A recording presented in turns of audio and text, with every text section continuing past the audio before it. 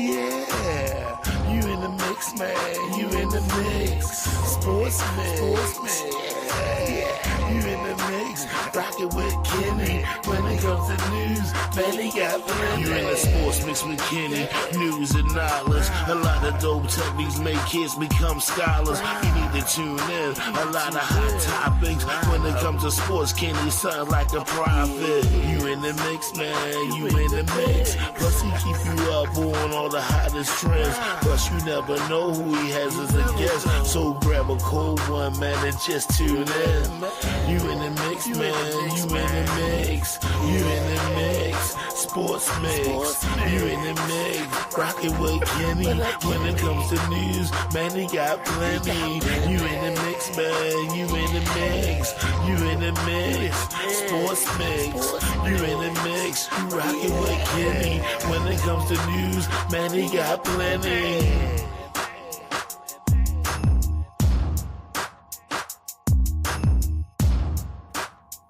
The Sports Mix. Big Kenny in the building. Got my guys with me. Dino, what's up? Yes, sir. Yes, sir. Hall of Famer Glennie Moore, what's up, brother? Let's go. Let's talk sports. Let's get it. So, man, wish everybody an early Happy New Year. You know, a couple hours away from 2025, start of a new year.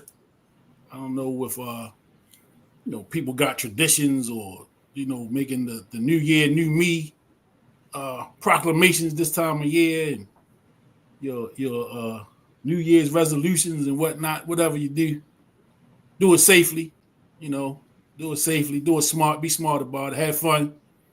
And we want to see you in 2025, so we kept coming on early today just because we know people doing their New Year's thing, people going to out in the streets or people going to church or, whatever, however you bring it in the new year, I figured we come on early and get it out the way so that we're not interrupting nobody's celebration. So got my guys with me, man. We going to talk about the first place Ravens. The first place was that destiny in their own hands Ravens. They get a win, they get the division, which a couple of weeks ago, you know how these people get, man. A couple of losses, man. They were talking about getting draft picks and stuff, trading coaches and firing coaches. Now we one win away from the division, having a division championship and a home playoff game. What a difference a couple of weeks makes. What a difference a couple of weeks make. And we did it in dominating fashion. Mm-hmm. Beat up on the Steelers 2 Saturdays ago. Beat up on them boys.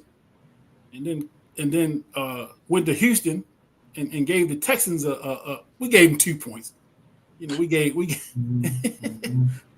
them a Christmas gift that I'm sure they still talking about that. Beyonce looked good though. She looked good halftime, but that's about all Houston had going for it. Yeah. B showed up and had a little Blue Ivy out there dancing with her. The Texans just didn't make the trip. So, what was y'all impressions, man, of that beat down on Christmas Day? Christmas afternoon. Go ahead, Glennie. It was just as boring as that halftime show was. Now let me stop. I don't want the beehive after me. I'm sorry. I'm sorry. Yeah, you know they coming. They're they're coming. I'm sorry. I hope you're not allergic to bee stings. Oh man, I tell you, man. The Ravens, they are going up in the air like an airplane, man. They're rising at the right time of year. History shows when you're rising at this time and it's all coming together at this time of the season, it's looking real good for you in the playoffs on to the Super Bowl. And that's what I believe. I believe that the team that we have is perfect for this time of year. You're talking about running the ball. You're talking about tight end play. You're talking about defense and special teams. And we are elite on each level. I am not afraid of no team at this particular point. That includes our prior kryptonite, Kansas City Chiefs. I'm not scared of them any longer. I believe we have what it takes to even put it to them. Taking nothing away from them, they're having a supreme year. But I believe the Ravens are putting it all together. The defense is making sense. They're filling the holes. Some of those defensive players we don't even know. But I'm telling you, next man up, and they're covering it. Bateman is stepping up. Likely is when his number is called, likely step right up. And Dean Boy Tucker, he must be on a diet from that Royal Farms chicken because he's kicking that ball again, gaining that confidence. And I'm excited about our Baltimore Ravens. Absolutely. Yeah. And last time we were on, Glennie used the word identity like 2 or 3 times when he was talking. He kept talking, and even before, he kept talking about, identity. And when we played the Steelers, they showed that identity. And that thing carried over into this Houston game. I mean, the running lanes were wide, man. Derrick Henry was running through some wide lanes there, man, and they established that run. I mean, they made it look so easy. The between the run and the pass, I mean, it was like a perfect blend. Meaning that our guy up in the booth, what's our coordinator name? He was on point. Todd Monken. Todd Monken for this game. I mean, he was calling the right plays. He was on point. And, man, that defense, I mean, we talked about it a little bit before we came on the air. I mean, this defense, man, has been seriously balling these last 4 or 5 weeks or so. I mean, what's the guy Washington? He like 5'7", probably 170 pounds, and he out there, man, laying the wood, man. I mean, he made that big hit on that 4th down play. Real big hit. He was the same dude that made the hit on Sierra's husband running wild. And the Steelers. They're going to get you now, Dean. They're going to get you.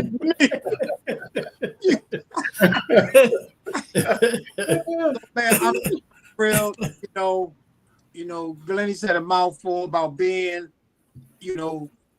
coming. I mean, at the right time, they're playing their best football. I mean, timing is everything. I love the fact that they had a late bye. I mean, we made it through and I think that helped us make it through those 3 games within, 11 days? 11 days, yeah. Yeah, and now we got that long break between the last game and the game on Saturday, 10 days or so between those 2 games. So I think the Ravens are going to be, kind of fresh going into these playoffs. It could be a home game. We win the division. It looks like we take care of Cleveland. We win the division. We'll get a home game. It's looking great, man. I felt good. And not to mention number 8. I mean, number 8, he had his cape on. He made some great plays. He rushed, he ran 50 yards for a touchdown. The speed is back. He looked and great win, man. I mean, a lot of times, we haven't really been having victories where we can relax and watch the game. And I don't want no beast things either, but I agree everything what he said. I wasn't really turned on by the halftime performance. And but I was turned on by Lamar Jackson and Derrick Henry and Ladarius Washington and the rest of that Ravens squad. Yeah, and the one thing we haven't said, neither one of us said it, me or Dean, the line, man. I mean, you got to block for Henry. And I think they started off well, and then it kind of suspect, but now they picking it up at the right time. Yeah, absolutely. Yeah. And if y'all remember, I hate to, pat myself on the back, but I'm gonna do it. I'm gonna do it right now. you know, if y'all remember back in September and October, you know, when we lost the first 2 games, and you know, you hear the whispers, and you know, the coach got to go, and it's this and that. And I said it back then. I say it every year. You want to be playing your best football in November and December, going into the playoffs. You know, and I always say, like, I use the first 4 games as kind of my measuring stick of how the team is going to be. And the 2 losses didn't concern me. The first 2 losses didn't really concern me as much, you know, because it just happens. You know, things like that happen. But you got to also remember, too, most of the offensive players, most of the starters didn't play any in the preseason. So they were kind of getting their legs under them at that point, really getting game repetitions. They practice every day, but they're getting that first live action in the first couple games of the season. So they were getting acclimated, you know, and they were losing them games by less than a touchdown.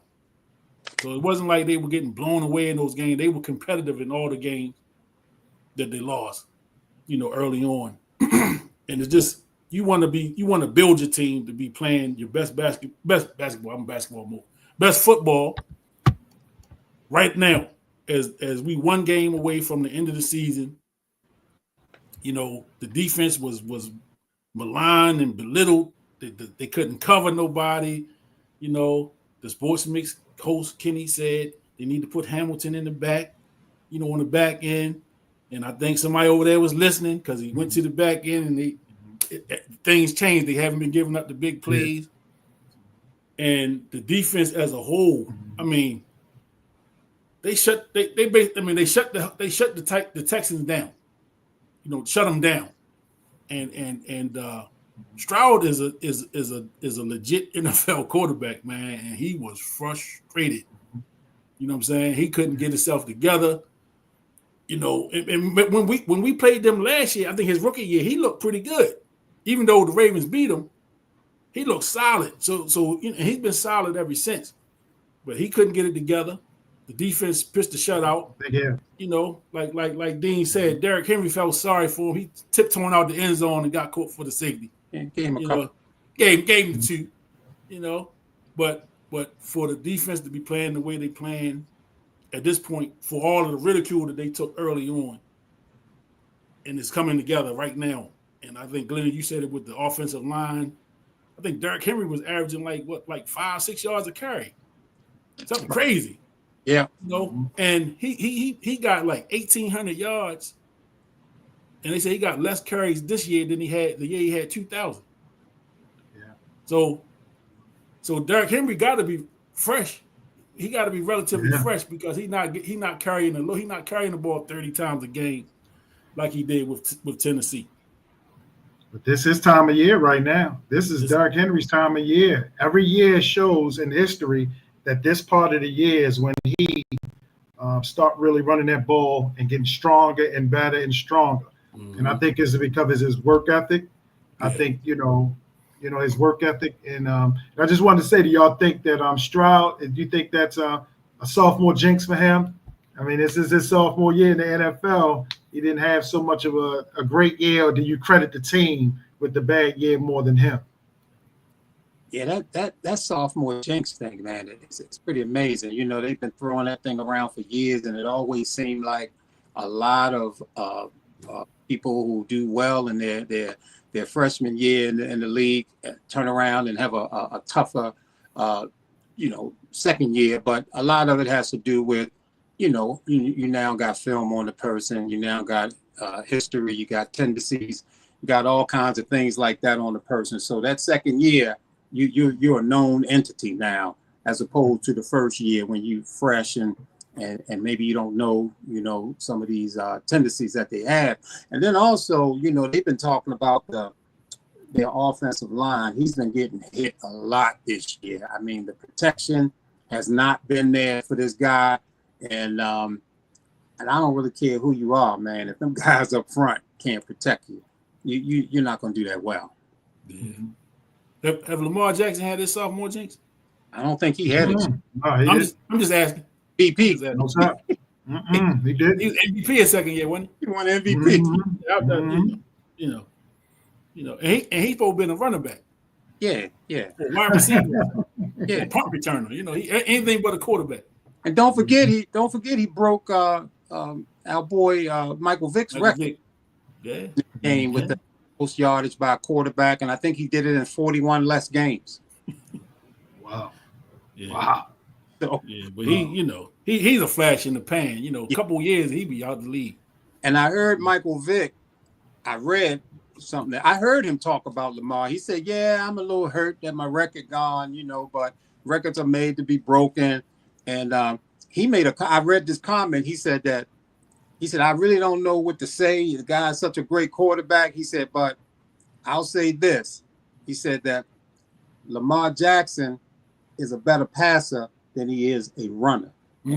That's saying a lot. Yeah. Those were the words of Michael Vick. And that's on video somewhere? Yeah. No, I read that in the paper. Oh, you read it? Okay. Well, it's printed. It's printed somewhere. Yeah. So I'm sure he said it to somebody. Mm-hmm. Yeah, that's not popular. That's not popular opinion. Yeah.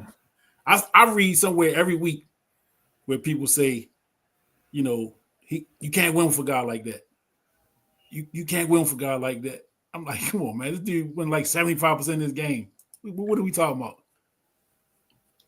Well, he's carrying he's leading the next generation of quarterbacks. I mean, absolutely. We started out with Doug Williams and Randall Cunningham, on to Warren Moon. But this generation, we're looking to Lamar Jackson. He's setting the mold probably for the next 10 to 15 years in quarterback. Yeah. What's up, Pike?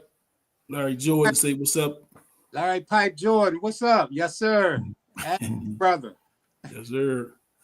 Yeah, so man, it you know, this December, Saturday at 4:30 at the bank, you know, Ravens have an opportunity to seal the deal, you know, get the division championship and get a first round bye. So they clinched the playoff win a couple weeks ago. So they were in the playoffs. We knew that. And now it's just all about positioning. You know, I knew Pittsburgh was in trouble playing against Kansas City. They lost to us the week before, and then Kansas City came to town and beat them, and they beat them pretty easy. Philly got them before that, right? Yeah, Philly got them. So they 3 games down. They got Cincinnati, who's been playing well also. Cincinnati's been playing well also. So I know I don't have the breakdown. I know Cincinnati need to win, and they need a couple other things to get in. But they're gonna be playing to you know, they coming to win. They're not coming in here just to lay down for the Steelers. Yeah. So Pittsburgh got to put the big boy pants on this week. And they play the night game. So the Ravens at 4, Pittsburgh Cincinnati at 8:00. It's prime time. So, you know, I know my Steeler loving cousin's husband. You know, he been real quiet these last couple of weeks. I ain't heard a lot of talk about them Steelers the last few weeks. So I'm sure he on pins and needles somewhere, you know, concerned that they may not make the playoffs. And boy, I'm gonna have a lot to say if they don't. Hey Kenny, I gotta say this though. I don't know how that how it's gonna map out as far as the brackets. But if there's somebody I am scared of right now, it's the Cincinnati Bengals. If they make it in, they going up at this point of the year as well, and they playing Burrow. You can't take nothing from him, man. You can't take nothing from him. He playing good ball, and they give us the business. They give us the business with that wonderful wide receiver they got. So, I don't know if I want that smoke with Cincinnati. If it's anyone that makes me think twice, it would be Cincinnati above anybody else. And the crazy thing about them is they put up humongous numbers in losses. Yeah. You know, they lost both of those games. So there's that. And that's the team, like you say, when you got to face a team 3 times and you beat them twice, they played games well enough to beat you. I mean, if you just look at the numbers that the quarterback and the receiver put up against us, you'd have thought they won those games. Mm-hmm. You'd have thought, hey, they had to win those games. But, you know, it wasn't in the cards those 2 days. And again, it's hard to beat somebody 3 times, you know, in a season. So I would tend to agree with you. You know, I don't put fear out there in the public like that. So, but I'm excited, man. This you know, because as y'all know, you know, we be the voice of reason here sometimes, especially after losses, and people be ready to jump off cliffs, and you know, the divorce rate go up after a loss, and you know, people leaving the house and quitting jobs and all that kind of stuff, man. And they want to fire coaches and got to trade everybody and everything. And so we haven't been able to. I mean, we've been able to, you know, be the voice of reason a little bit. You know, I know that's not going to stop some people. Some people going to complain. Well, if we win or lose, they're going to find something wrong. You know, and I pray for those folks.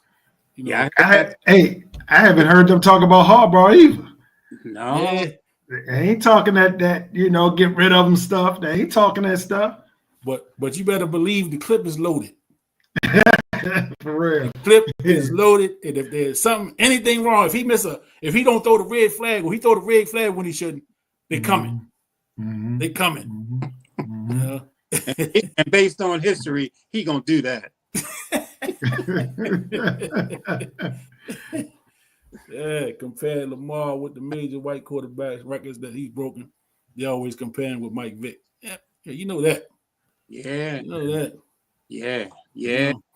The numbers that Lamar is putting up this year, man, is absolutely phenomenal, man. When you look at that quarterback that he works right now, like a 121.6 or something like that, he is very close to having. That's probably like the second or third highest quarterback rating in the history of the NFL. Aaron Rodgers is the one who has the record. I mean, when you look at that quarterback rating, man, and to me, man, looking at that number is one of the biggest numbers you can look at when it comes to statistics. I mean, to me, and I know Coach Kenny said all the time, pretty much the eye test is the best for him. What we see, what we look at, what we see on the field, and like what we saw against Houston. I mean, the one play when he was scrambling and he dropped that thing to Mark Andrews. Yeah. Mark Andrews stiff-armed the dude and rumbled for 60-something yards. I mean, and then the other play, I mean, right after that play, he out there dancing. He doing a little dance with the homeboy. They out there. Yeah. Oh, whoa. No look pass. No look pass. Around, turn before it even. And he celebrated before he even caught the ball. I mean, this dude, man, Lamar was spectacular. And then when he broke the 48, 49-yard run, I mean, one of the things that I wasn't happy about when he bulked up. I didn't like him heavy and muscled up, and I thought he was much slower and sluggish. And this is the fleet-footed Lamar that we see now, trimmed down to a real nice weight and look really fast. And the guy in the secondary just didn't even have a chance against him. But look, I agree with Larry. I agree with Larry in the comments. What they're trying to compare him to Mike Vick, and that's fair. I think he's creating his own lane. Again, in 10, 15 years, we're going to mark back to this date of what he started and how he's doing this with the run game, the passing game, and all that we're talking about now. Lamar Jackson is creating his own lane, just like we talked about how Dan Marino threw that football in a unique fashion, like no other. Just like we talk about Aaron Rodgers, the way he's special in throwing that rock the way he does. Lamar Jackson, the full package, the total package of run, pass, he's creating his own lane like no other. Yes, yeah. And I do want to add in, I was a huge Michael Vick fan.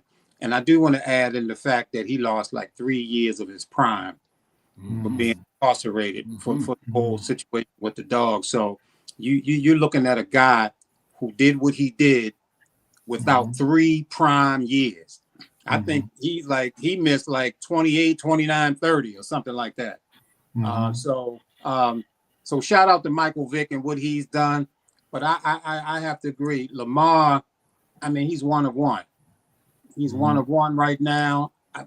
And I still, even without a Super Bowl victory at this point, I don't know if these fans understand, man, how Baltimore has been blessed with this guy, man.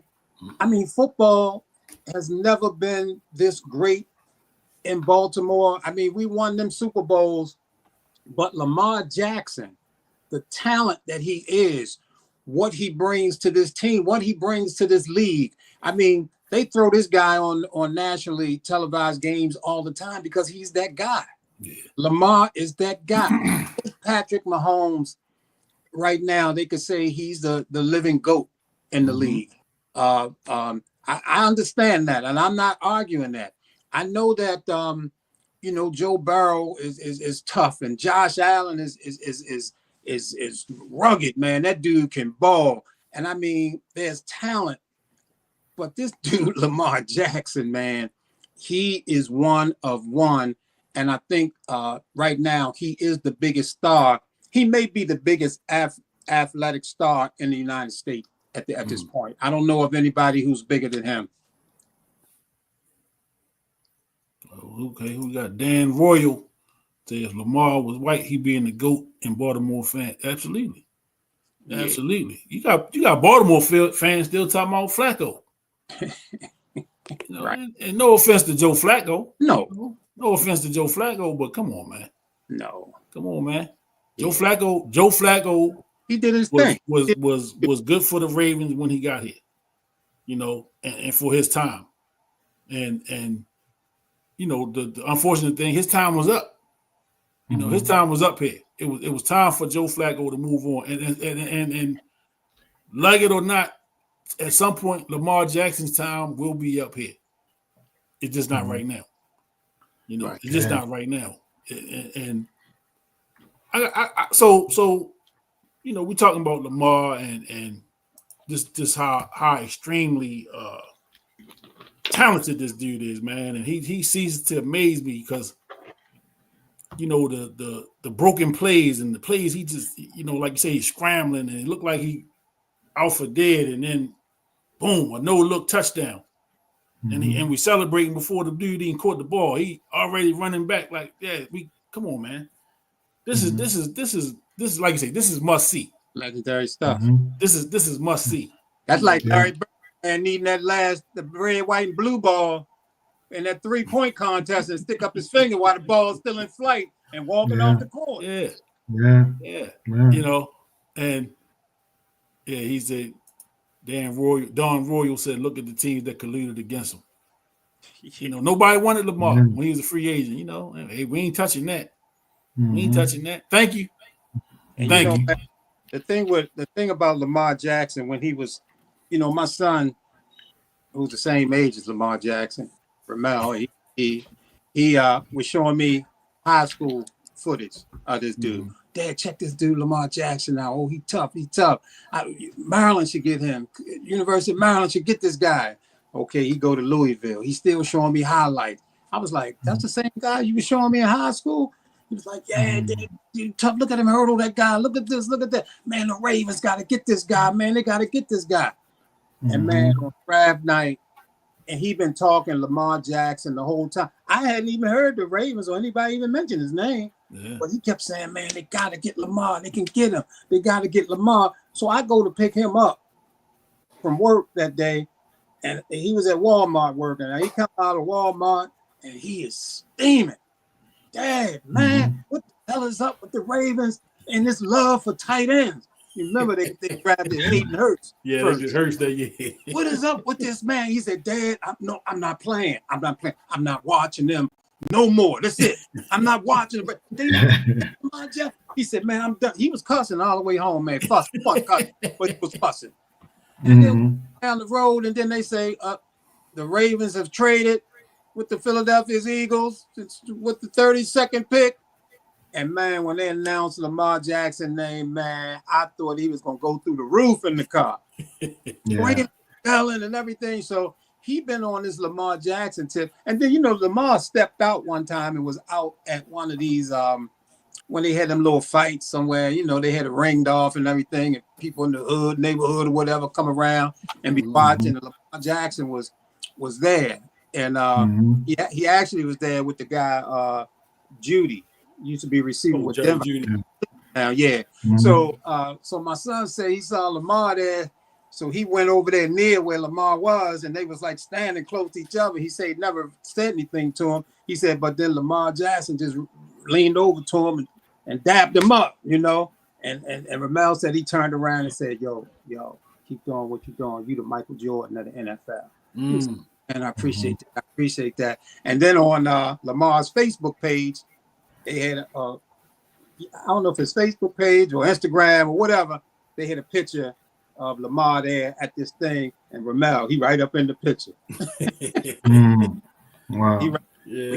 Our guy for a long time, so you know he loving Ravens football right now. Yeah, I know that. CB checking in. CB, what's up? Okay, what's up, CB? CB say there's levels to the disrespect towards Lamar despite his numbers and improvement he's shown year after year.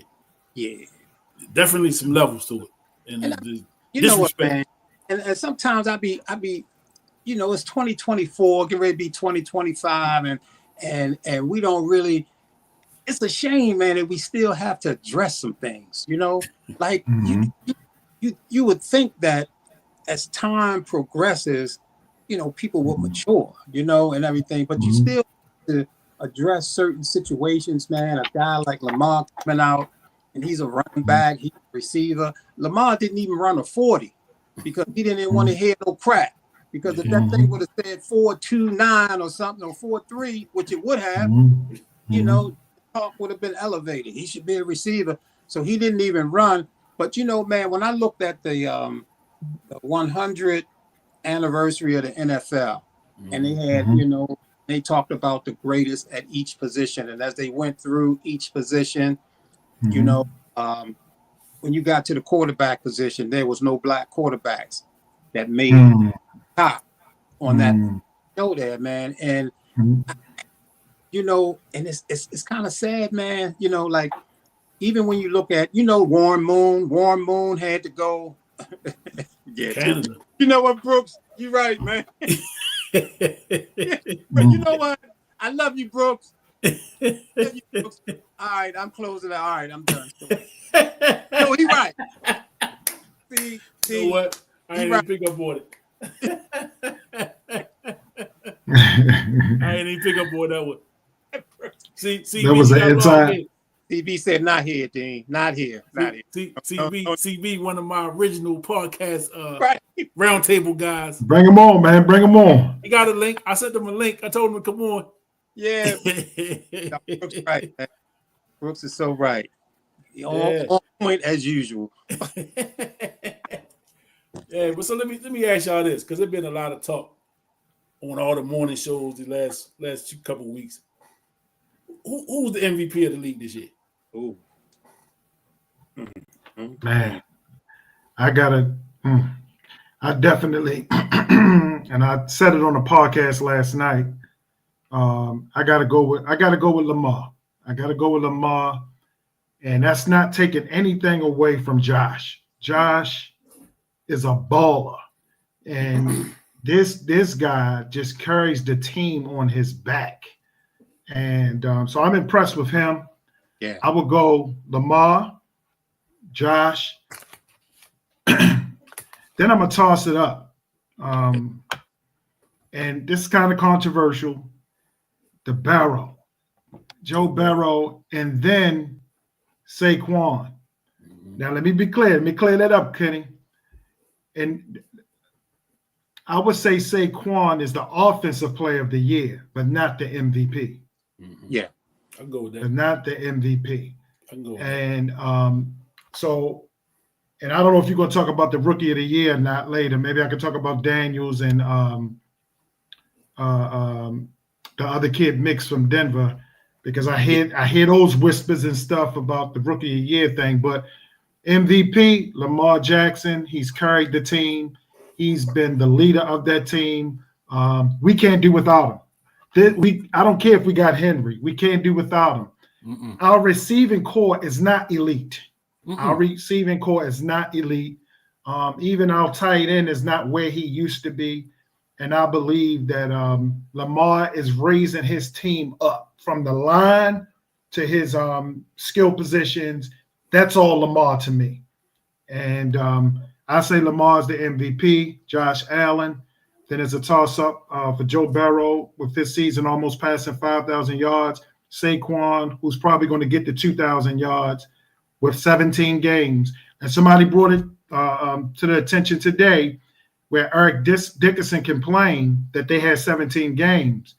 But the Juice did 2,000 yards in 14 games. Yeah. And Eric did it in 15 games. So we can't complain.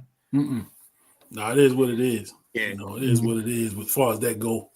Yeah. And I it's hard for me not to have them purple glasses on because I watch Lamar every week, Yeah. And I think because we follow the Ravens closer, we kind of got an understanding of what they are, So like you said, with the tight end, man, I can't believe I can't think his name. Andrews is not putting the numbers up that he used to, but that's because Lamar is getting everybody involved, man. He's spreading that thing around. It's not at one time you knew when it was third and anything, he was going to Andrews. You knew in the red zone, he was looking for Andrews. We knew that. Now, Lamar is able to hit the receiver. Likely. He's hitting Bateman. I mean, he's hitting the running back coming out the backfield. Hill got a couple touchdowns off. So, he got options, man, and he's utilizing those options. So he's not gonna have 1,000-yard receiver. He's not gonna have the his skill players are not gonna put up huge numbers other than Henry. But like I mentioned before, Henry don't even have the same amount. He has less carries this year with 1,800 yards than he had when he ran for 2,000. So again, that's the line is playing well. They're blocking for this guy. He's able to, he's able to exploit. Once he get past that first level, man, it's all bets off. It's all bets off, and not too many DBs is going to take that chance one-on-one trying to stop Derrick Henry head up. So you and another thing, man, with Henry, it's just and we mentioned this before a couple of weeks ago. With Henry and DBs are chasing him down. You know what I'm saying? That's crazy. Derrick Henry is 260. Built like a Mack truck. And he got little DBs that's supposed to be the fastest people on the field. They chasing him down. Yeah. So make it make sense. So let me get this comment. Calvin Lincoln, thanks for following too. At the end of the day, none of this matters unless Lamar goes in the Arrowhead and knocks the Chiefs off. None of this matters. I know he can take them. Absolutely. And that's the thing. Patrick Mahomes and the Chiefs are at the top of the food chain. You know what I'm saying? But not only Lamar, nobody's beating them. So they are at the top of the food chain right now. And that's the team that we got to beat. Bottom line, that's the team to beat right now. Even the great Peyton Manning, he didn't. I mean, we could celebrate him to the end, but until he beat Tom Brady, he wasn't solidified. So that's fair. It's fair. Had to beat Tommy. They're trying to use the record for Allen so that in case Sam Darnold got a regular. Yeah, exactly. So I seen that argument too, where they saying, Josh Allen team only got 2 losses. Lamar got 4 or 5 losses, whatever the case. Yeah. But what did the Ravens do to Buffalo? Yeah, we whipped their butt. Yeah, on Monday Night Football, where everybody's seen it. Yeah. Yeah, so hold. I'm gonna need everybody to be quiet for a second. I'm great to bring to the stage. One of the original sports mix guys, the black Charles Brooks from the Brooks Blackboard. You know what I'm saying? He great come bring the smoke. He great bring the heat. Steve B, what's up, brother? What's up, man? What's What's good, up, man? Brooks? Long time What's no up, man? What's up, Dean? What's up, Glenn, man? How y'all doing, What's up? man? What's up, man? How you doing? Man, Good, happy good, New good. Year to you, brother. Happy New Year to you. Happy New Year's. Happy New Year's to everyone, man. Yeah. So just for full disclosure, me and CB did a show about 2 hours ago on the phone. Yeah, we chopped it Dig up that on the shit. phone. Yeah, we had good dialogue though. I said, man, I told him, CB, you gotta come on today, man. Yeah. You bringing it, you bringing the heat on the phone. You gotta come on the show.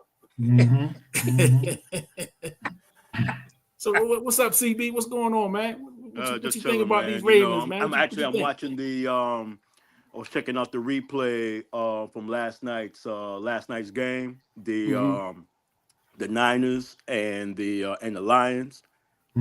Yeah, I fell asleep in that game, and I saw how high scoring it was, and I had it taped, so I was just checking out the what I missed from last night. It was a pretty good game. Didn't people pick the 49ers to win this year? Yeah, injuries hit them though, man. Hey, there are no excuses in football. Facts. No excuses. Hey, So look at Detroit. You know, I mean, their defense on the defensive side, they're hit with injuries, but they still managed to get the dub. Next man up. Yep. Next man up. So let's talk about the NFC real quick. You know, who y'all like over there on the NFC side? You got Philly playing tough. Detroit is tough. Minnesota's up there. Yeah. You know. I'm not impressed with. The only team I'm impressed with, I think we could get Philly, Minnesota, because they show no fear. They some young guys. You know, they just balling out, man. And then again, Donald might run out of gas because he's really overachieving big time. Oh yeah. But to play a team like that in the playoffs is scary. Same with Cincinnati. If Cincinnati make it, I'm scared of them. I'm scared of Minnesota. But on that NFC side, nah. Detroit, nah. Come on, guys. Detroit don't scare me at all. None of those teams scare me. Now, and even Green Bay, a young team that don't know no better. Those are the type of teams that scare me in the playoffs. And I like Jordan Love. Yeah, man. I like Jordan Love, man. He tough. I like him. You know what team scares me in the NFC though? The Rams. Yeah, they coming up too. Yeah, they're coming up, you know, and they're playing a good ball at the right time of the year. Because you look at them early in the year, they were struggling. You know, particularly with my man being this being the first year where my man being out, Donaldson. Oh yeah, Aaron Yeah. So so early in the year they were struggling, but they picked it up, and I look at them like woo. And I agree with my man about Minnesota, man. Man. I think Philly is solid, but Minnesota, yeah. And who wants to play? Who wants to play the Commanders right now? Who wants to play the Commanders right now? Come on, tough, man. That's the other team, man. Tough. And I'm gonna tell you, you know the thing with the Commanders. When they're down, you don't reach for the remote. You ain't switching the channel because yo Daniels, he got it in him. He gonna bring them back. And that dude is cool as a cucumber. He is, man. He don't look to get rattled at all. But that cat on the Falcons, Penix, he don't look bad either, man. He showed. I was like, y'all was talking about black quarterbacks early on. And when you look at the day between just Daniels and Penix and some of these, like man, it's a different day. They're gonna have to get used to it. There's gonna be some color on that field. I ain't talking about the grass. You dig? I like Penix when he's at Washington. I liked him in college last year. He was tough, man. Left-hand quarterback. You know, I think they was undefeated up until the playoffs, right? Last year. Yeah, they went there, played, and they undefeated. So Tampa Bay beat Philly and Detroit with what's the quarterback up there? Baker Mayfield. Baker Mayfield. Baker Mayfield, yeah. Baker Mayfield. Yeah. Well, all right, Kenny Dean, who y'all scared of, man? Who in the NFC y'all looking at? In the NFC? In the NFC, well, you know, I'm with I think that I'm thinking Philly gonna come out of the NFC. You said that before. I like their O line and their D line. I think in the trenches they're super strong.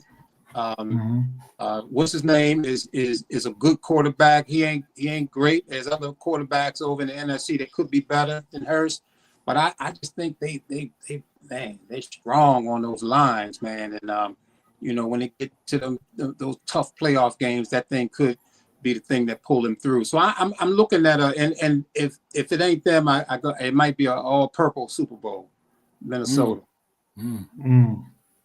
I wouldn't want to have to play Minnesota in the playoffs. I don't want to play that team. I want to hear Kenny. Come on, Kenny. Come on, Kenny. Boy. So, I mean, we've seen Philly as far as Ravens. We saw Philly, and you know, a play here or there, that game is going a different way. So Philly don't really worry me like that. Detroit been solid all year. You know, I've seen them play a couple times. I like what I see with them. Minnesota, I haven't seen as much. I haven't seen Minnesota as much. I've just seen like the highlights with Minnesota. So I haven't really been able to sit down and watch them really play. Who I have seen, and I just told y'all who I like. I like Green Bay. You know, I just like the quarterback. I like Jordan Love, man. I don't know if they got enough to overcome the top teams in the NFC, but I like Green Bay just because I like the quarterback play. So I'm gonna go Green Bay. Who you like over there, CB? Minnesota, man. I like Philly, but I think in the NFC game, I think it may be Philly and Minnesota. Okay. In the conference trip. Yeah. I don't even think, you know, if you ask people across the board, whether it's the NFC or the AFC, I think you're gonna get some a lot of, especially in the NFC, you're gonna get some different names. I know Detroit, you're gonna hear a lot of Detroit, you're gonna hear a lot of Philly based on their records. But Minnesota been playing great, Green Bay, and then you know the Bucks beat both of them. So, you know, you never know. But when even to the AFC, you of course you're gonna hear Kansas City. Yeah. You're gonna hear them, and you know you're gonna hear the Ravens, and you may hear Buffalo. So it's yeah, man, it's a toss up, man. And until somebody knock off Kansas City, right? They are the team to beat. Let's not get that confused. They are the team to beat until they get beat. You know. You know what? I agree with you, but I think in terms of of a scary team on the AFC side, if the Bengals get in, they're in. Told you. They're in. Because I've been watching them these last few weeks, and I'm like, damn, this Burrow dude, man. Because early in the year, they were really struggling, but they've really turned it up as late, and I see them as that scary team in the AFC, particularly if they were able to get that matchup with KC. Shit, that's the game. That'll be the game to watch.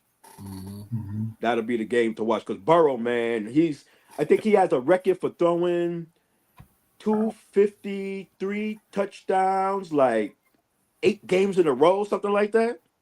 And he's like the only quarterback to have done that. Yeah, well, whoever, I'm just gonna go out there and say it. They're gonna have to come through Baltimore. True. That's what's great happening. I'm putting it out there now.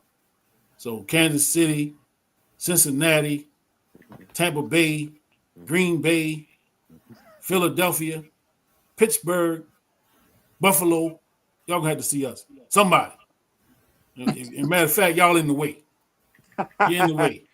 Because listen, now we was talking about the MVP, Right. and so I'm of the thought, man. Lamar Jackson is kind of in that Michael Jordan era where he could win MVP every year. He could be in the conversation every year. The way if he played the way he playing now for the next 5 years, he gonna be right there in the conversation. And then you're gonna hear the logic you've been hearing. Well, he already got 2 of them. You know, so you hear people are saying this on national TV. You know, well, Lamar's already got 2.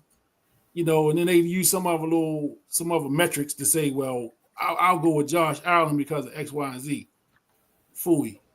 You know what I'm saying? So if Lamar have any, and I'm not comparing him to Mike Jordan, but we all know how Mike Jordan was. Oh, you're gonna give Karl Malone the MVP? Oh, okay. I'll see him in the finals. I'll show him. So Lamar got used that as motivation this year. You remember when he gave it to David Robinson? Yeah. And what Elijah did to him in the Dream. Yeah. You know, Dave Robinson probably still having nightmares about some of that stuff Dream was doing to him, man. I'm amazed at the highlights still today. When I watch them highlights today, man, I'm still kind of scratching my head like, man. I usually don't feel sorry for a grown man, but I felt sorry.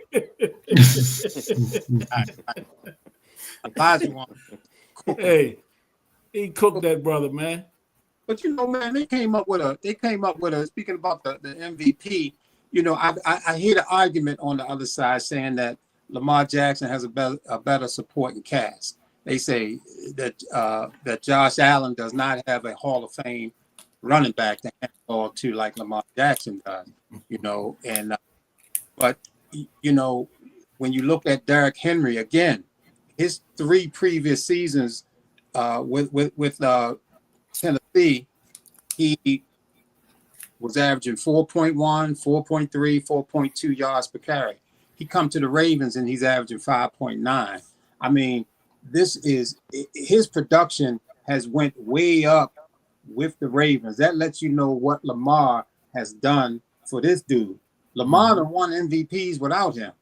He done won 2 MVPs without Derrick Henry. How about that? It looks like Derrick Henry has really benefited from being with Lamar, and of course Lamar is going to benefit from being with him. But the thing is that people and Flowers. Yeah, well, you know, Zay doing his thing, and man, and you know, and the thing is that even if you look at it statistically, Josh Allen, when you look at statistics, he has more rushing touchdowns than Lamar Jackson. Every time they get close to the end zone, he run the ball through, and he gets more. Lamar Jackson has really beaten him in all the true statistics. The thing with Josh Allen is that, yes, he has defeated the Kansas City Chiefs. That's one of his big fellas in his cat. He's done that. But to me, overall, the thing that I say rules it for me is what I've seen with my eyes and what the nation has seen, because they throw most of Lamar Jackson games on national TV. I mean, he put on a clinic on Christmas.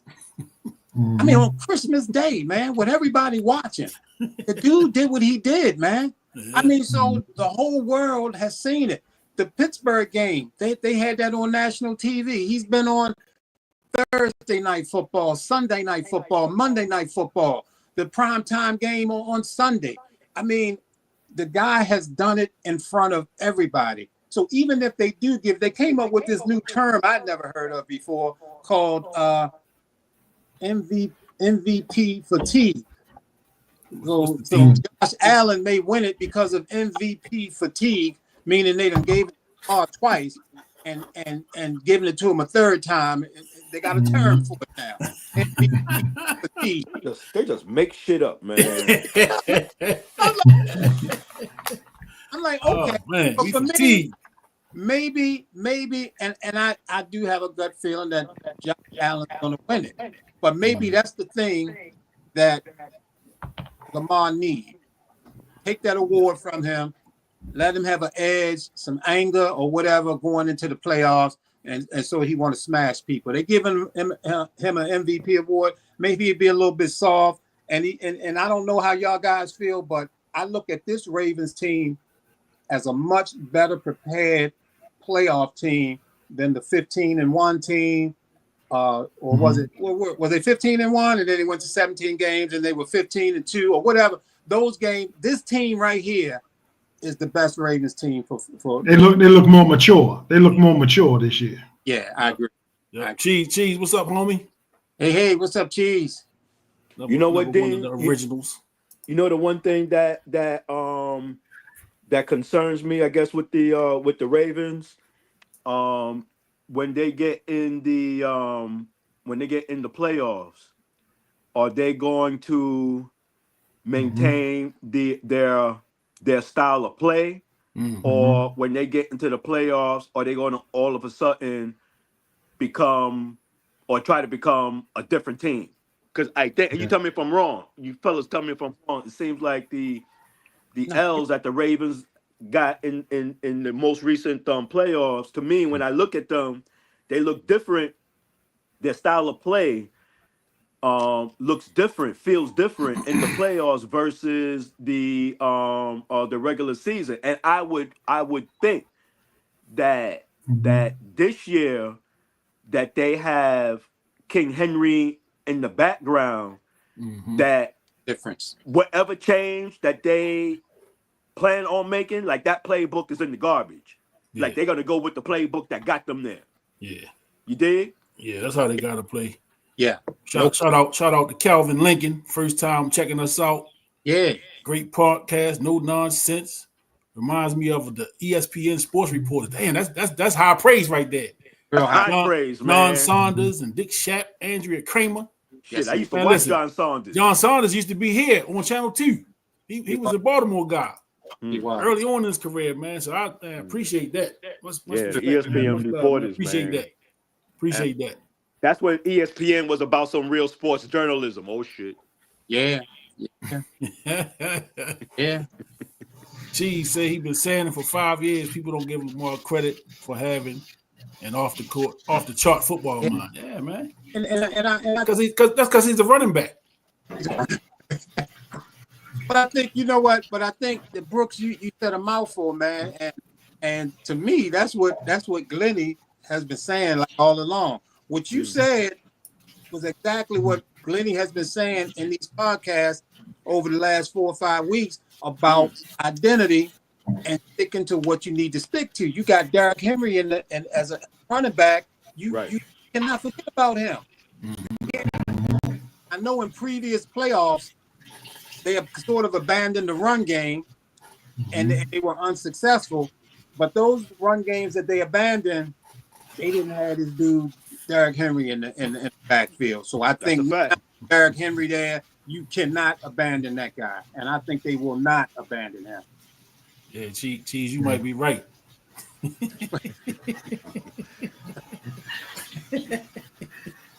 One of them black jobs. Right. You know. Because I mean, once you stay with the run game, man, that opens up your play action, and then you got Flowers on the man. Come on, man. Yeah. You got Andrews, you got Flower. You gotta run. What I think happens with the Ravens, or has happened, especially last year against Kansas City, is Kansas City went up, and I think instead of sticking with what they know, they tried to play like Kansas City. You know. Which end up being their doom and end up being what did them in. You know, stick to who you are, stick to what got you there. Even if you go down, you know, they went down in the first quarter. You know, so you got a whole 3 more quarters to go. Pound that ball, run that clock, man. Make Kansas City play defense. You know, make them play defense, man. And hopefully they've learned from the past. And that they, you know, gonna when they get the opportunity to beat Kansas City in the AFC Championship this year, we come out and do what we gotta do. Glenn been riding with us since the Hall of Fame, since the induction. You know what I'm saying? I think y'all the reason I got in. I think y'all the reason I got in. Appreciate it, brother. I appreciate it. Yeah. So speaking, Glenny. So look, as a receiver. You've been up at Morgan, obviously, as we say all the time, you're the Hall of Famer. You did what you did and it was definitely had to be some heavy stuff that you did to get you into the Hall of Fame. If you look at Morgan State and you look at how many players that played up there throughout that storied history, Morgan goes way back. And I mean, there's a handful of people that are in their Hall of Fame, and you're one of them. So as a receiver, during your career, I would imagine you played with different kind of quarterbacks. Was there a certain style of quarterback that you liked better or you thought was better for the team? Any thoughts on the quarterback play during your career making it into the Hall? That's a great question. I'll say this. Well, first of all, the 2 years where I truly excelled, I had a Hall of Fame quarterback. And because of him and I, remember during that time is when they started bringing out the run and shoot offense. Remember that? And they changed the whole offense because of the Hall of Fame quarterback and myself. And we dominated the MEAC with that and throwing the ball. But let me be clear: the following year was my third season. Hall of Fame quarterback graduated. Hall of Fame quarterback graduated. Okay. And brought in a freshman quarterback from California, left-hand kid. Couldn't throw the ball, man. That was my senior year. Wow. So I got hurt. I got hurt my first game. And I haven't told this story much in public because I don't want to, exploit nobody. But we just didn't have the quarterback, like we had in that position. We didn't have it like we had it before. So my head coach talked me into redshirting. He said, sit the season out. What? Ride the injury, and sit out for the year. I did. However, when I came back, he got fired, the head coach. And the new coach that came in changed the offense again. He tried to move me into inside wide receiver with the idea for me to get the ball more. Unfortunately, they was only 5-yard catches. 5-yard catches. I was getting the ball more. I had more catches, but I wasn't dominating. My stock went way down after that. And that's how my career ended, man. My senior year just wasn't a good year. Didn't have the quarterback play, which is important, man. So I went to a Hall of Fame quarterback, to a freshman quarterback, and it just didn't pan out. Well, one more question on top of that, Glennie. If you look at football today and looking at your career at Morgan, now with NIL and the transfer portal and all that stuff into play now, do you see yourself finishing your career? Let me tell you something. Go ahead, finish it. Go ahead. I'm gonna tell y'all something, but go ahead, Dan. I'm putting you on the spot, man. And you had these terrific seasons, couple of back-to-back all MEAC seasons where you were super strong. I'm just saying, man, NIL's around, they throwing money around. I'm just saying, I don't think you would have finished your career at Morgan. That's just what I'm saying. I don't know how to make it smooth. I don't think you would. They would have threw that bag at you, man. Let me tell you something. First of all, if they had NIL back then, I would have been my own agent, boy. I'd have been running naked around Baltimore City in America. Draft me. I'd have skipped everything. But I'm gonna tell you a quick story. I think I told Kitty this story. Another quick story, Kitty, because I gotta get ready to go to church. Let me tell you. And yeah, at that time, just imagine first of all, I earned my scholarship to even get a scholarship. Then my freshman year, I made all everything, and then got preseason All-American for the following year. So my head is this big. This big. So so the first thing you said, Dean, I said, man, I want to go somewhere else. I want to go. My stock. They was comparing me to the top receivers in the country. So they said, so I said, I'll talk to my dad. I said, why don't I just go sign? So, because my whole idea was to go to Maryland eventually anyway. So, but Florida A&M was the hot ticket in the MEAC. Now listen, I'm gonna end it, Kenny. I ain't gonna be long. Ken Riley of the Florida A&M Rattlers was the head football coach. He played in the NFL and everything, and winning program. I called him and said, "Man, I'm willing to come to Florida A&M if you want me. And with that country southern voice, he said, "Glennie, we'll be glad to have you, but unfortunately, your coach is one of my best friends." You see what I'm saying? Do y'all hear what I'm saying? I am not exaggerating. They were good friends. Oh man. Yeah. Now I'm sure stuff like money and stuff like that I could have attempted to do, but my character wasn't that. I wasn't asking for all that. But it was to that point where my stock was so high, I'm looking for options.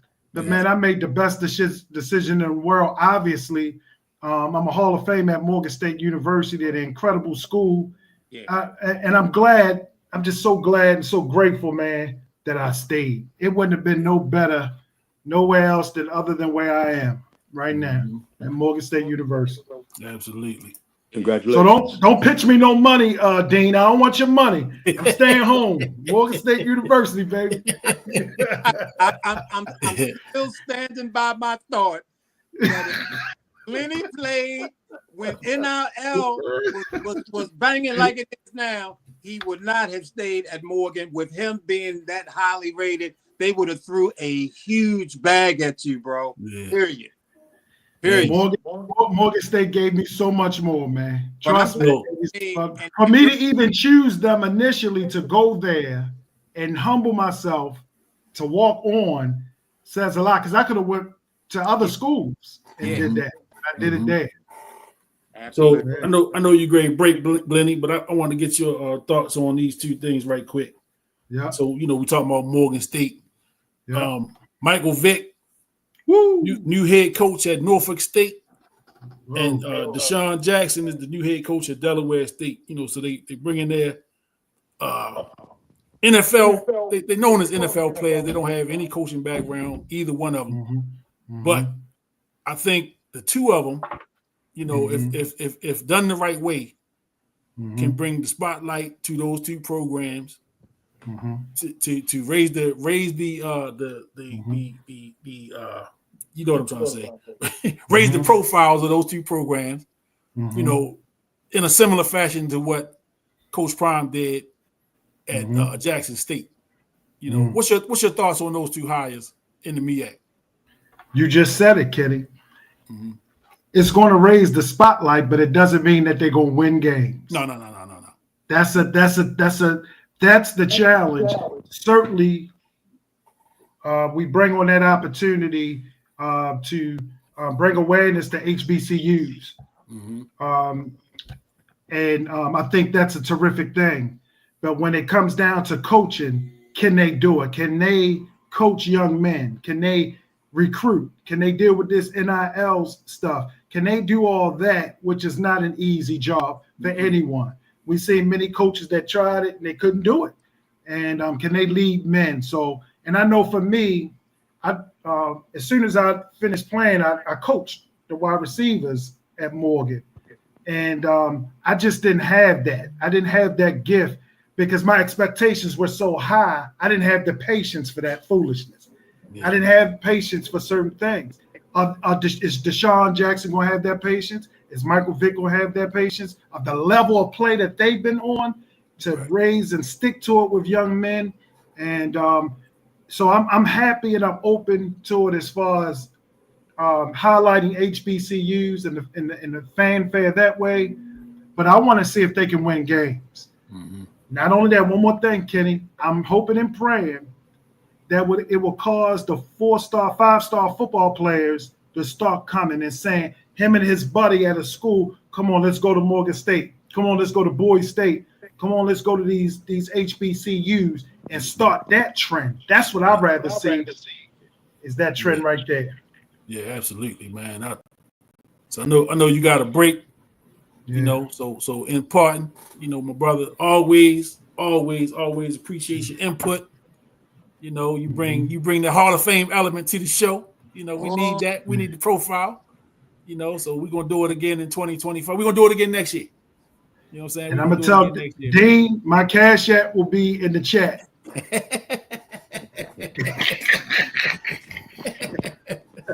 Hey, God bless, brother. Have a happy New Year. Happy New Year, Glenny. I think, man, and I think Ed Reed is like the final for the Alabama State. Alabama State, yeah. Well, Alabama State or Alabama A&M, one of them. Yeah, they toss his name and say he's on the final list for that position. And I think even Ray's name was tossed around, but I don't know if his was for HBCU or not. No, his was one of them Florida schools. It wasn't HBCU. It was right. Yeah. But I mean, for the guys at that level, with that name recognition, to have a coaching job in a college, you know, and I like that they go into the lower level colleges. You know, I seen some stuff, man, where people's kind of they're using our HBCUs, you know, to get jobs and whatnot, man. And listen, that's the nature of business. And we go to get a job. Some of our first jobs was at McDonald's and Burger King, and you know, we didn't get those jobs to stay there. You know, we got those jobs to get some work experience and to move on to the next thing. You know what I'm saying? And so, and there's other guys that's gonna come behind them. You know, the guy that DeSean had on the staff with him at Jackson State, having Mr. Beep. He haven't missed a beat since DeSean left. They've been winning the SWAC pretty much every year. So, you know, there's something to be said about that. And I think what I saw somebody say is, and I believe it was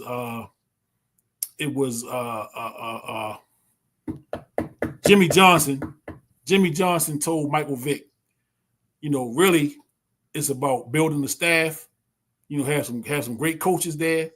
You know, you build a staff, you create the culture, you know, that you want there. You know, so again, he coming in with the name recognition. He's coming in with the star on his back, right? Mike Vick and DeSean Jackson. I'm sorry. They are big stars. They are big NFL superstars. So they're coming into a situation where they're coaching, where they don't have any coaching experience, you know, but they're coming into situations that could use the boost of oxygen. You know, they could use that boost of a player of their magnitude and what that could mean, you know, with resources. You know, these guys are connected to millionaires. You know, these guys are connected to people who have played the game at the very highest levels, who may want an opportunity to come in and share with these young kids, you know, to coach and mentor these kids. So I see it all as positive, man. And again, nobody really talk about what Eddie George is doing down there at Tennessee State. You know, his program quietly, but they've been making strides every year. You know, they've been making strides every year, man. So I'm looking forward to seeing what Mike Vick, what DeSean Johnson can do, DeSean Jackson, I'm sorry. And even Ed Reed, if he gets the job. I'm just excited to see what these guys can do, man. What's your thoughts on some of that? You know, my one of my first thoughts was, well, first was good, you know, but and I think a lot of the points that you raise is important. I always, or in most cases, I always look at the staff that that a coach would have to put together, and what Glenny had outlined before he hopped off in terms of some of the duties that a head coach is responsible for, you know. In addition to the play calling, you know, in addition to, you know, setting up your staff, as well as the entire program. You know, I mean, that's a steep climb, you know. Yeah. And so because when I look at DeSean, I think that when he was at Jackson, Mm-hmm. I remember one of the first, like when you start to look at the staff that he started to assemble, it's like, okay, you serious, you're on this, you know. So I'm just looking forward to see the who Vic and DeSean, who are they going to surround themselves with, you know. Yeah, yeah, and that's key. You know, Yeah, and you know, it is key. one thing about college sports, Mm-hmm. you know, is that the head coach is more like a CEO. You know, Mm-hmm. because there are so many obligations that they have outside of just what's going on the field. They are the face of the programs. Mm-hmm. So they the ones that got to go out and talk to the people that donate the money, Mm-hmm. and they got to go out and to be in the community. You know, to be the Mm-hmm. face in the community. So The you whole know, recruiting, all of that. So when you're the head coach, and it's just like I think Jimmy Johnson, because Jimmy Johnson came from the U, so he very well versed in what it takes to win on the college level as well as the NFL level. But he told Michael Vick, you have to run your team. It meaning should what? be meaning make no mistake about it, regardless to who your assistant coaches are. Okay, This is your team. got it. This is your team. You are the head coach of this football team. Got it. You know, and see, so you're gonna, you know, and then you're gonna have media. They're gonna harp on the fact that he doesn't have any head coaching experience. Right. You know what they do. So you know it's their job. They're gonna pick and pick apart, you know, who Mike Vick is. I saw something 2 days ago about the damn dogs. I mean, people still talking about that. You know what I'm saying? So they're gonna pick at this guy for every little thing, other than what he's getting done with the young men and what he's doing on the field.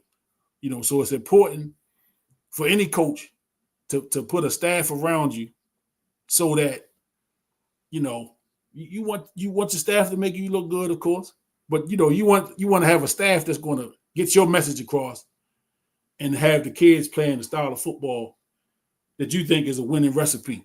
You know, but let it be clear that I am the head coach of this football team and all decisions will be made by me, regardless. So that's the job that they have at hand right now. And again, with not having any head coaching experience, you know, that's going to be the toughest part for those two guys is how they adjust to, you know, being in that position and having to make those decisions and having to be that committed, because it's a full-time job. You know, you coaching at college, man, you don't get no off season.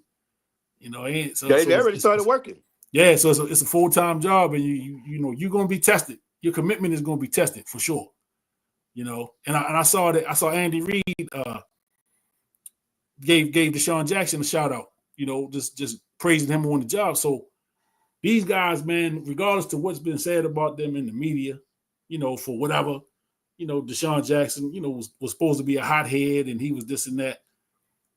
Andy Reid, who, in my opinion, the greatest offensive mind in football, had nothing but praise for this kid, man. You know, Mike Vick, we all know what he's been through. You know, I've seen nothing but high praise from people in high places that understand and know this game of football for Mike Vick, man. So I'm excited, you know, to see these hires in the MEAC. You know, I'm a MEAC grad. I graduated from Coppin State. You know, Dean is a MEAC grad. You know, Morgan State. So MEAC, man, I'm all for the MEAC. You know, whenever they get to be in the news for something positive, I'm right there. So I'm pulling for these guys, man. I'm hoping that it's going to be, you know, more guys that's been at their levels decide to go back and give back in that way as far as coaching. And I think and we do have to give you know, a mad shout out to you know, Coach Prime for doing what he did at Jackson State, and I think he has a lot to do with these other players wanting to, you know, become coaches and everything. You know, I'm looking forward to a Michael Vick, an Ed Reed, DeSean Jackson. I'm looking forward to these guys going to these universities with the mindset of really, you know, raising these young men to be better men. I think, to me, that's the the highest level to raise these guys, to get the best out of them as athletes, and to also help them mature as men. I think that's the number one, to me, reason for going there. I don't like to go there already looking at the next step. I'm going here as a stepping stone so I can go there. I think that's probably what DeSean's mindset was, but DeSean is in a totally different category than anybody on the planet. That dude is different than anybody. Yeah. And the way he operates, no one has ever been able to operate like him on the field, off the field, on the baseball diamond, in the helicopter, in the World Series, in the playoffs. No one can operate like them. He's one of a kind. Yeah. But for Michael Vick, DeSean Jackson, Eddie George, and Ed Reed, who are all high caliber guys, man, I want them to really dig in to this HBCU, looking at where HBCUs. I would like to see DeSean had the ability to take that HBCU, which may be considered a McDonald's. He had the ability to raise that thing up to a 5-star restaurant, in my opinion. Yeah. I think DeSean had that capability to do that. But DeSean is he's one of one. Yeah. I want these other guys to go in, dig in, love being in that community, understanding you going in there, it's gonna be some messed up stuff, man. Yeah, absolutely. It's gonna be some things that are really, really messed up. And anytime you go in and you try to raise up Black people, look, man, you got to have your head ready to deal with some foolishness. I mean, let's keep it real. You got to be ready to deal with some foolishness and be able to let things roll off of your back, off of your shoulder, and stick to what's at hand of raising these people up into nice young men and raising the university. So if they go into there with that mindset, I am definitely A-okay with that. And again, we talked about it a little bit last week. I think that raising these HBCUs up, these universities up to a high level to where they can compete with any of the major white colleges. I think that the NIL has come into play, and it has limited those opportunities for these schools to raise up. I think, being able to offer the best players money, well, they're gonna follow the money. They're gonna follow the bag, and they're gonna continue to go to Alabama. They're gonna continue to go to, Michigan, Ohio State, and these top flight schools. So, but still, as an HBCU, if these guys go in there and give their all to these universities, it's going to be a good thing. They're going to raise the level of these universities, and it's going to raise these young men. And I'll be thrilled with that. Yeah. Absolutely. I'm excited. I'm excited, man. I'm excited for this. Absolutely. And I think Vick may have an advantage because he grew up in that community. He got a big advantage down there. He grew up in that community. He talked about it on one of the shows I saw him in, talking about how he used to go to the Norfolk games, just to be in that atmosphere. So he kind of is more probably, and DeSean Jackson is a West Coast guy.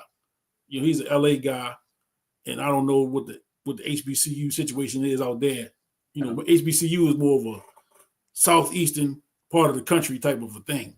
Yeah. Well, they are some spread out in other places in the country. It's more of a southeast regional thing, with respect to the atmosphere and the event of those games and, how the communities come out. So Mike Vick, I think, has an advantage in that aspect with, coming in, being from the community, being able to tie businesses to the community to help grow the program in that way, especially with the NIL stuff going on. So I think Mike Vick, man, is got a slight advantage over DeSean just because he is from Norfolk. He's from that Hampton Roads area. And it's going to be fun to watch. You know what I'm saying? It's going to be fun to watch these guys coming to their own, man. They're taking the next step. Mike Vick has been in the media. Coming from where he came from. We all know about the dog fighting and people had Mike Vick out for dead, man. They throw him away. Somebody just 2 days ago I saw they say he still need to be locked up. You know what I'm saying? So this is the mentality that he's going to be dealing with. So anytime that this guy, he coming back and he been successful where he for all intents and purposes through his career away, you know, where it just take a certain type of person, man. Yeah, he had talent and he had the ability when he came back to still sling that football. You know, he still could throw the football, but he had to have something else going on. You know what I'm saying? That what's the word that Louis Farrakhan called it? Intestinal fortitude. You know, he had to have some intestinal fortitude to deal with some of the vitriol. Correction. Testicular fortitude. There you go. Testicular fortitude. Thank you. Yeah. Testicular fortitude. He had to have that. He had to have that because they was coming forward. They were trying to cut his off. You know what I'm saying? They were trying to castrate him. You know, and Mike was able to. He did his jail time. He served his sentence, and he came back, man. And I remember like it was yesterday when he signed with the Philadelphia Eagles. I was in Virginia Beach on vacation. When he signed with Philly, I remember the backlash, man. Yeah. It was not received well at all. You know, it wasn't received well at all, man. And Mike was able to withstand that. I remember when he got nominated for the Ed Block Courage Award, which is held here in Baltimore. People were protesting. You know, the dog groups, PETA or whatever. They were protesting, man. They were protesting Ed Block Courage Award. They were protesting that because Vick was there, man. And so he overcame that and got another $100 million contract. Which, you know, remember Mike Vick was in debt. He was bankrupted. So he lost everything, man, and was able to get it back. You know, it's just something about having faith. You know, I don't want to preach to y'all. You know what I'm saying? But, man, the brother had faith. He believed in himself when nobody else did. And he took a shot, even though he messed his life up, which perceived most people wouldn't be able to come back from that. Most people wouldn't have came back from that. Not only did he come back and finish his career respectfully, you know, he had a respectable second half of his career when he came back. And then he got into broadcasting. You know, Mike Vick was on the TV every week somewhere talking about football. Yes, he was. You know, and this is a guy that people had thrown away, man, that he didn't deserve a second chance at nothing. You know what I'm saying? He got a beautiful family. You know, I see him and his wife and the kids, man. The kids have grown up on TV. So I seen a picture of them a couple of days ago. All his kids are grown now. I'm like, damn. Remember them on the when they had the little reality show? Yeah, they were little kids, but they all grown up now, man. But Mike Vick, man, I'm proud of him. You know, I'm happy for him. I'm glad to see that he making his comeback, man. He's getting the opportunity to you know, go into coaching. Derek Lewis, what's up, brother? You still salty this week? I know, bro. I know. I know, brother. I know. And him, but she loved Michael Vick. Yeah. You know. I know, Derek. I know it's tough, brother. I know, you know, the Steelers and y'all gonna have a tough one Saturday. Yeah. You know, Saturday, Cincinnati is not coming to play. You know, they got an opportunity to get in these playoffs, and the Steelers are in the way.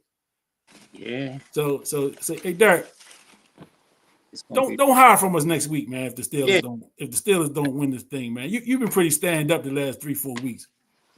You know, you've been showing up and letting us know you riding with us. You know, we appreciate you, but don't duck and hide if the Steelers lose this week. That's all I got to say. We love Michael Vick too, though. Yeah, no doubt. You know, much love for Mike Vick. But yeah, man, I did want to touch on Mike Vick a little bit more, man, and really, man, you know, about that area from, he's legendary down there. I mean, they respect him down there, and in my eyes, he's the second biggest thing that come up out of there next to AI. Allen Iverson, the biggest thing. Yeah. Derek say he's a sore loser. That's right. Keeping it real, knowing who you are. That's right. And I think because of what you were saying, Kenny, about all that he's gone through, I think that has raised his status, his legendary status, even more. all that you mentioned, all the hard stuff he went through, all the protesting, all them throwing him away in jail and all this kind of stuff. And for that man to get back on his feet and play ball again and broadcast and all those things, man, I think that has raised his level even higher than maybe it would have if it just went through straight with football. So I think he has a real good opportunity now. Always been a big fan of Mike Vick. Thought that they was harsh on him with the dog thing. Of course, it wasn't right, and he was willing to pay the price for what the situation was. But I thought they went a little overboard. But shout out to them guys, man, Mike Vick and them boys, man. Looking forward to it and looking for some success there. Absolutely. I'm when I saw it, when I saw the news, because they were linking him to another job first. They were linking him to, I think, San Diego State at first. And then when I saw he was, the front runner for that Norfolk State job, I was like, okay. And for him to be back home, I said, yeah, that's huge, man. That's you right there, Fit. That's huge. Hey, Derek Lewis. Hey, bro, I always appreciate you checking in. You and your family, man, have a great New Year, man. Happy New Year to you. We will definitely see you in 2025. Absolutely. And we great pick up the basketball talk soon. Football season coming to a close. So basketball season, I know you got some insight on some of this basketball stuff. And you from PG County, man. They call PG County like the Mecca of basketball right now, man. All them PG guys that's in the NBA, man, and playing major college basketball. I know you got to be proud of what's going on there in PG County, man. So Happy New Year to you and your family, and we'll see you in 2025, my brother. Yes, sir. And don't think that we forgot you from what you did down there at College Park. We know what you did on that court. Oh yeah, down there, Paul, so it ain't forgotten. It's been a while. Them Lefty Drizel days, Len Bias, Derek Lewis, Keith Gatlin, and the crew, but we haven't forgotten. No, we ain't forget. Yeah, Happy New Year. Happy New Year for sure. Thank you for those years. I enjoyed watching you play. Enjoyed those teams. A lot of fun. Happy New Year to you. Absolutely. So me and CB was chopping it up a little while ago, and we CB had brought up to me the Mississippi Valley State college marching band has been invited to the inauguration for Donald Trump. I believe, I guess for the parade. Wow. For the parade. So they are trying to raise funds at this time. Derek said he'd be back if the Steelers win. Nah, bro, come on back. Right. Come on back. You don't sound real confident right now. But Mississippi Valley State, they trying to raise funds for the trip. Right. For to be able to come up to DC during the inauguration ceremonies, and I believe they would be marching in the parade. Right. So they trying to raise. What did you say they trying to raise? Like 250? I think it was like 350,000. 350. Yeah, I believe it was 350. So they trying to raise 350. I think they hit their mark. Have they hit it? I think they did. I think I saw something on Twitter earlier today that they hit their mark, but I wasn't really I just did like a quick drive by. I'll go back on maybe like later on and see if that's real. But yeah, I just did like a quick drive by and I saw that.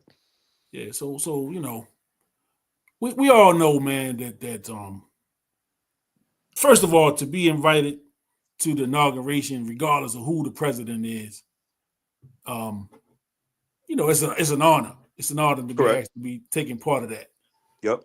And I think they couldn't decline, but the fundraiser should come up short. Landon Sanders checking in.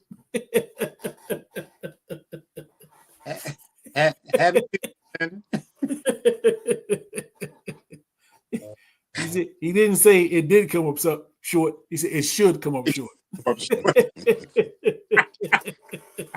Like 349 short.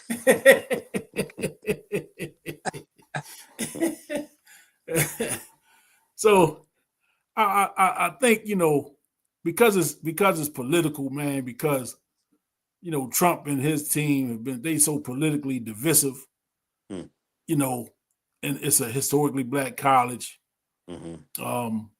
So, you know, you're going to have people, man, that's sitting on that side of the fence that's going to be against the students going and participating because of who invited them. You know, and again, it don't have nothing to do with the event. I think it's more about who invited them. Oh yeah, absolutely. Versus what the event is. Yep. You know, for a kid, right? For a kid, a college age kid who I just put myself in that shoe when I was of college age of 18 to 20, 22, 23 years old. Right. I was about as politically savvy as this mouse right here. Damn. You know what I'm saying? I wasn't politically savvy at all. So right. The politics of the situation for a college kid, it's a tough position to put them in because it's an opportunity for them to play on that stage. Now, again, you know, talking to CB sometimes, man, you know, we had a show without the audience. You know what I'm saying? And CB made the point. Well, you know, what is the real opportunity for them kids? Because like you said, if it was Sammy Davis Jr., if it was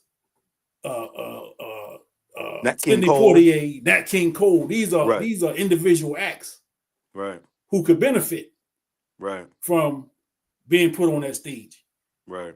You know, a marching band have probably like 100 some members who you never really will focus on the members, you know.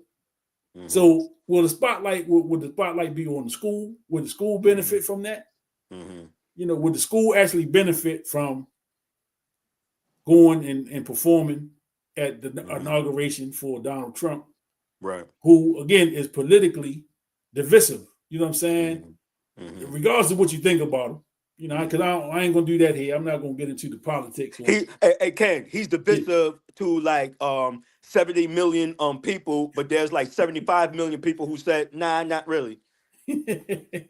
So then there's that, you know, but you know, so again, you know, Landon, you know, and he said it so eloquently, you know, they can't decline the invitation, but you know, maybe they should come up short with the fundraiser.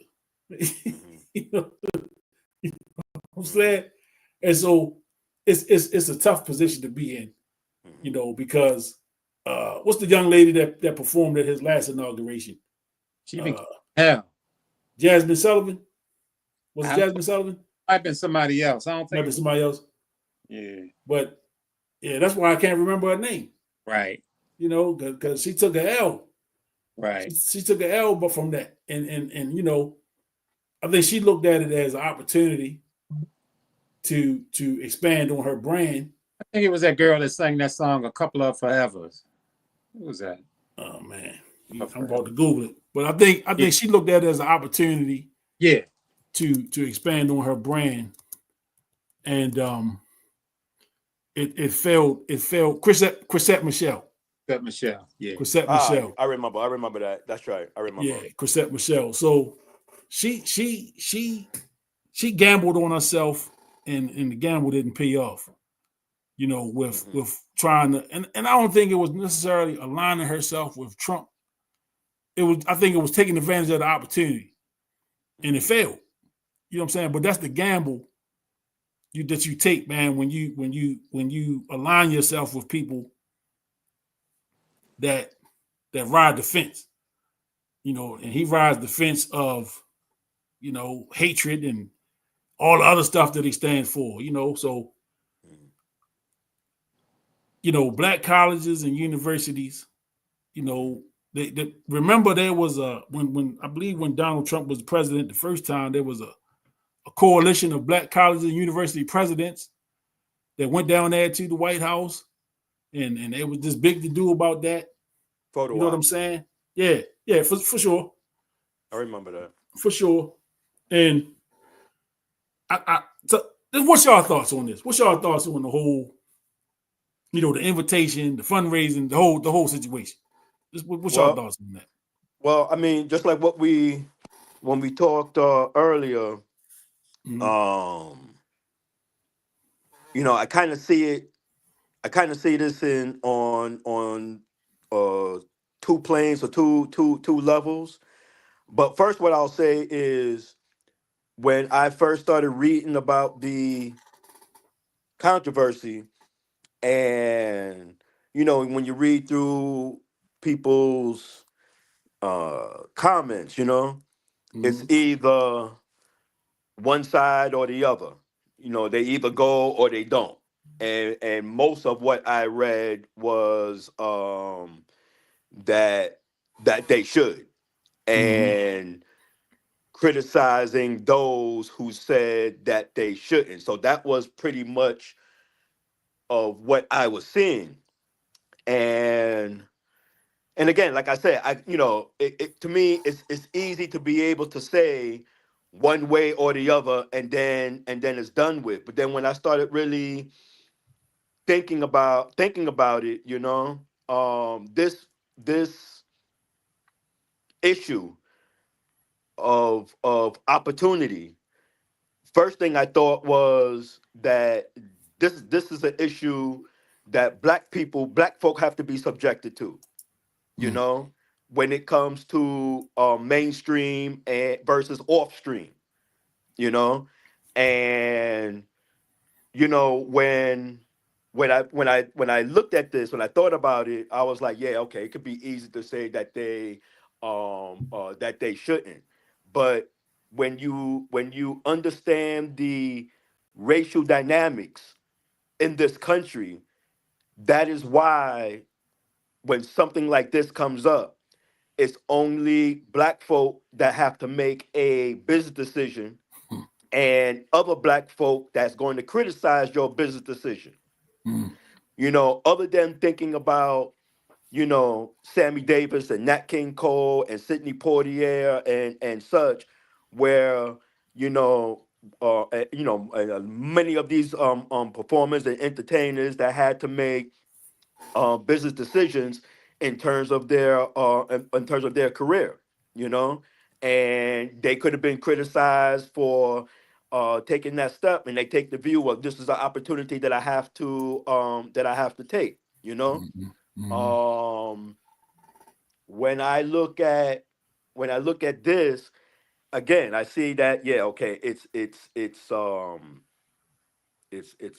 an issue that black folk have to contend with. I don't know. I didn't even look to see if there were any white bands or white schools, that PWI schools, that were asked to play at Obama's inauguration. And I said, okay, if they were, did they have to face anything? No, probably not. Right? And with the fact that this is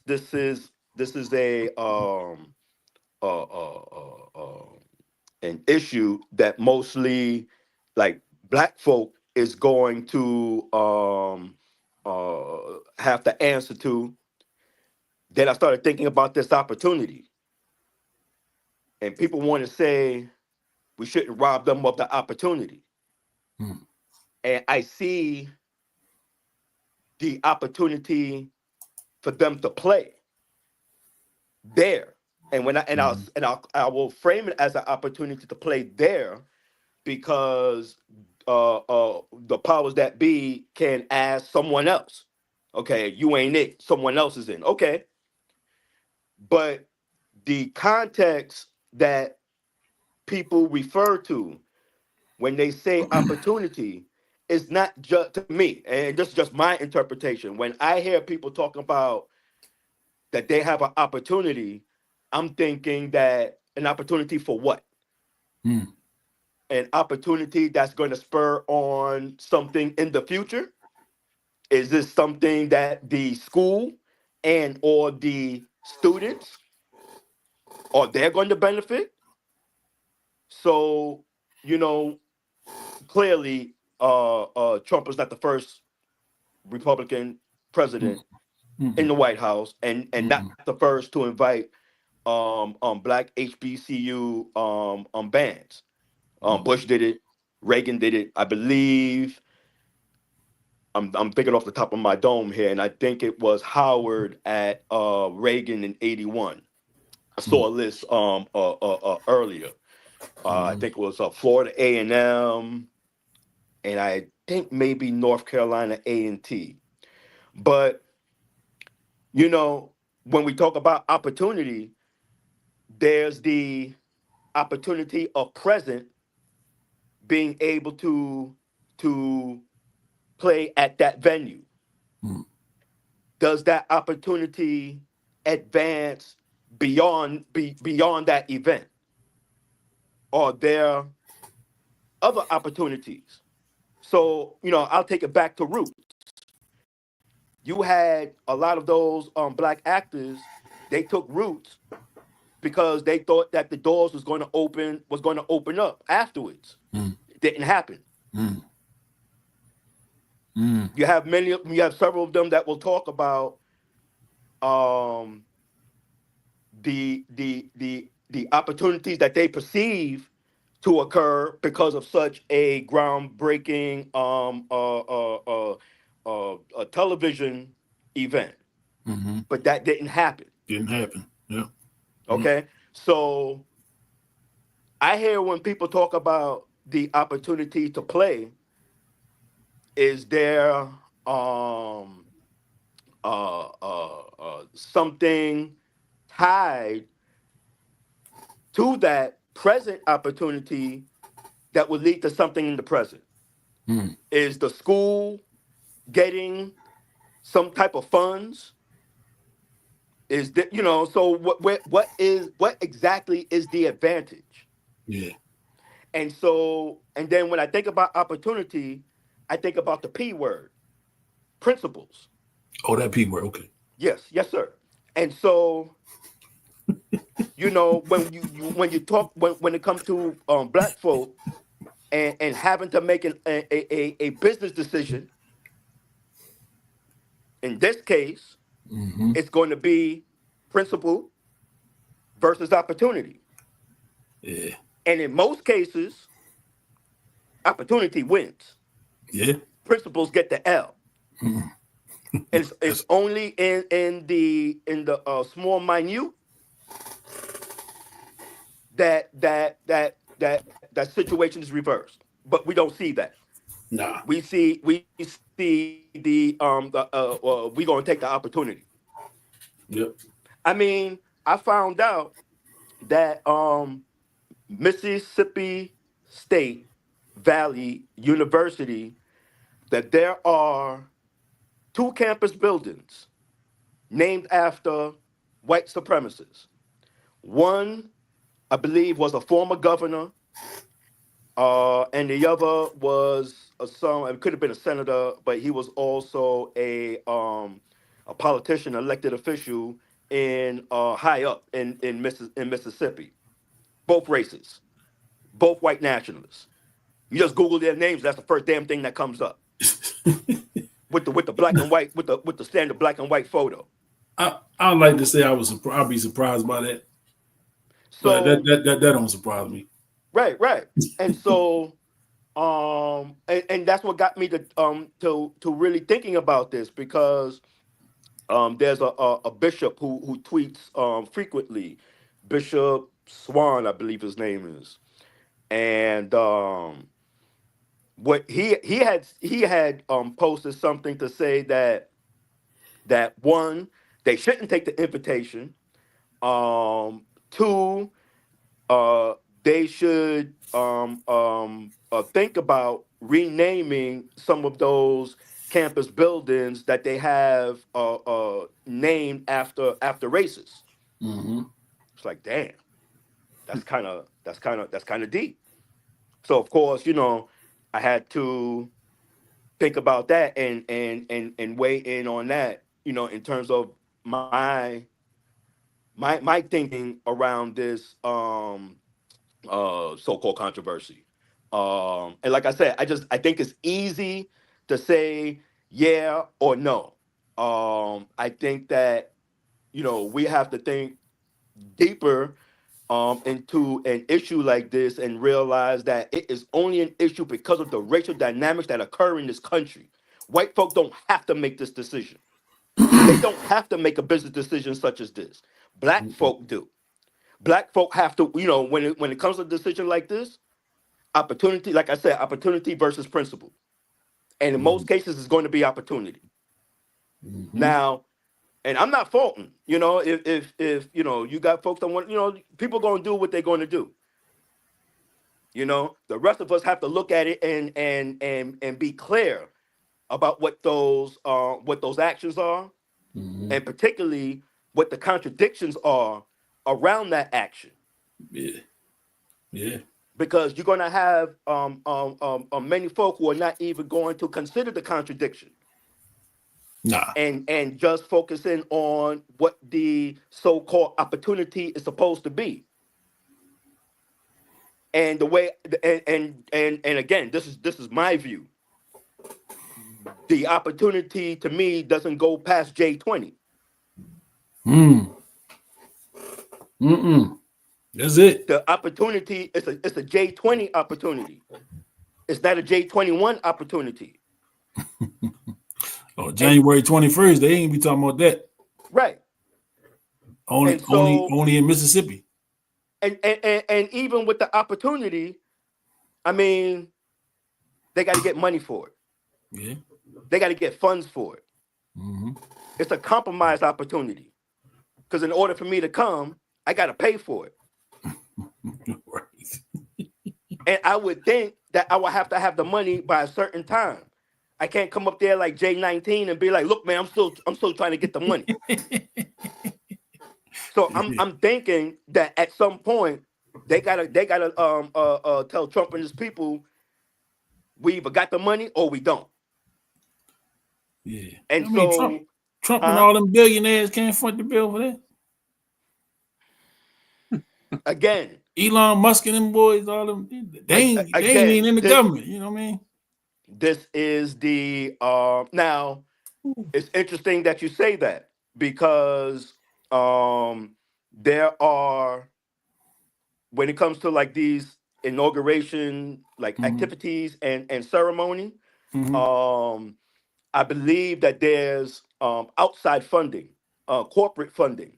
Google or Meta, Amazon, Musk, they all dropping millions because inauguration it's days of, well, 2 or 3 days maybe of parties, festivals.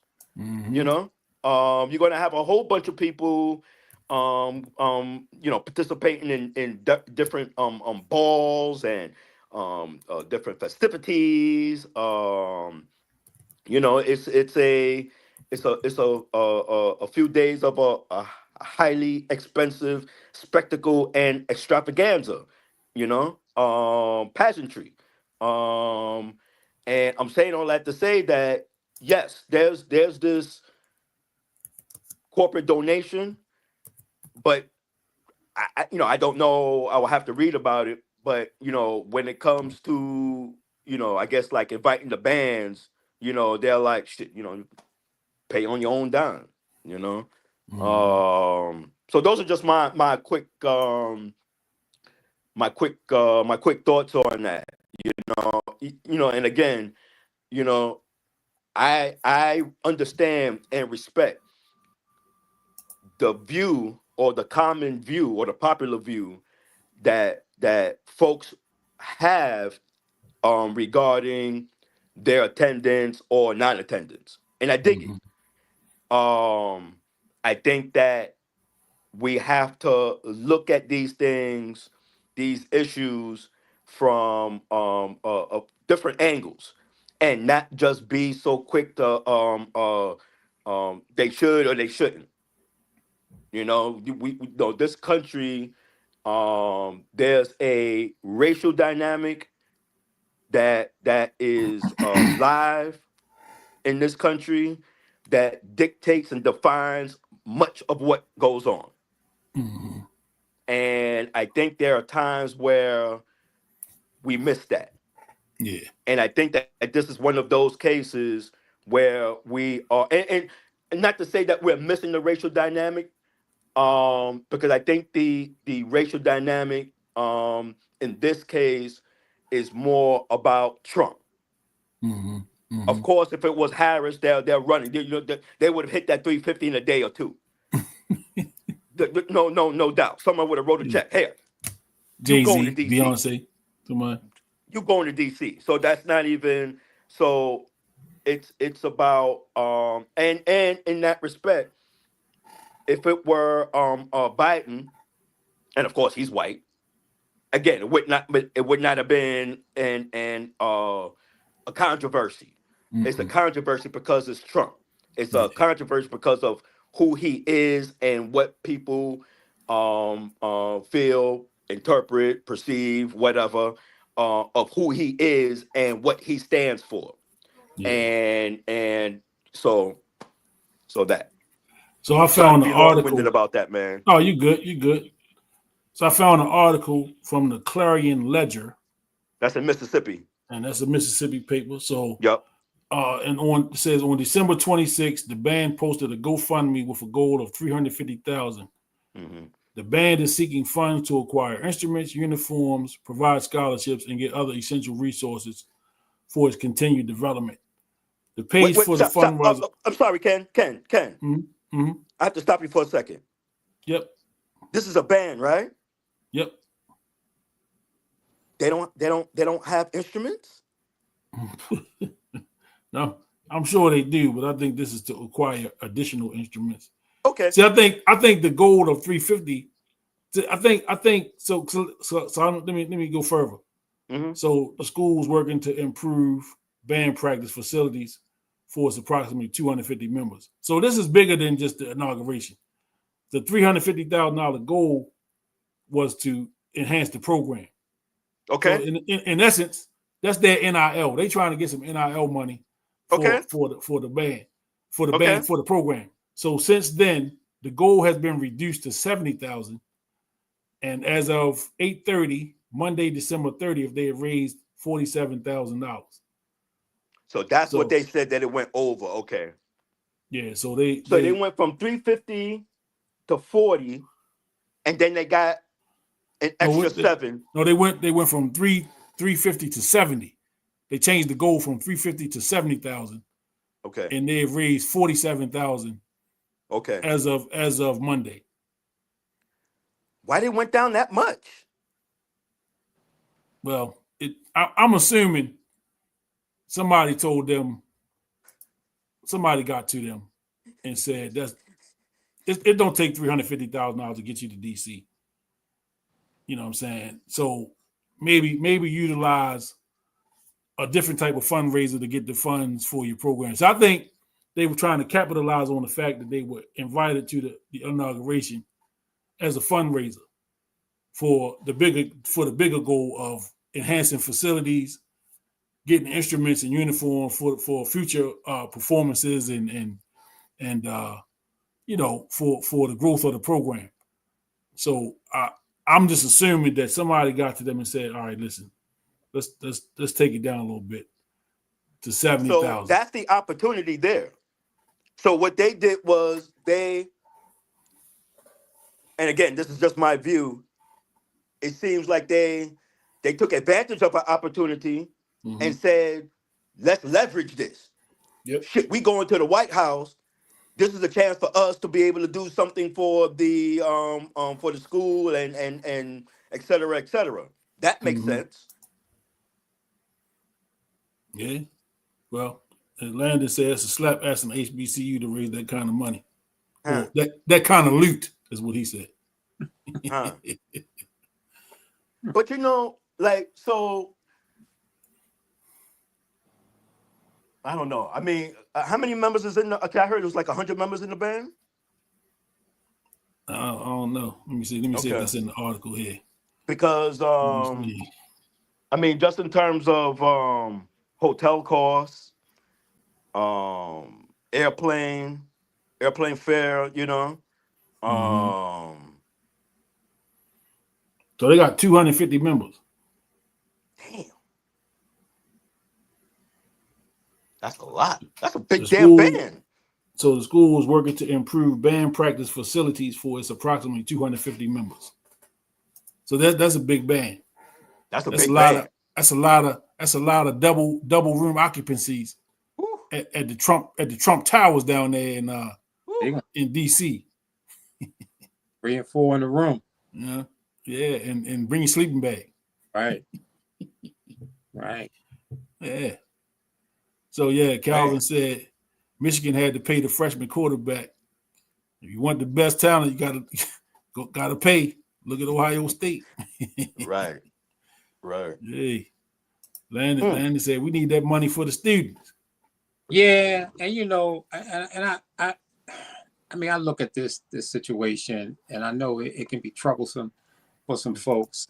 I just trust that the folks down there at the school, the administrators, president, and all those involved, you know, I trust that they've sifted, you know, through the pros and the cons of this request and this opportunity, or whatever you want to call it. And you know, I'll just respect whatever their decision is, whether to go or not go. I'll respect their decision, and again, trusting that they've sifted through the pros and the cons. And I won't feel, you know, it won't be no backlash in my heart if they decide to go. So that's kind of how I just kind of sum it up. You know what I did see, which I didn't understand, because Dean said something just now that just triggered my my memory about something.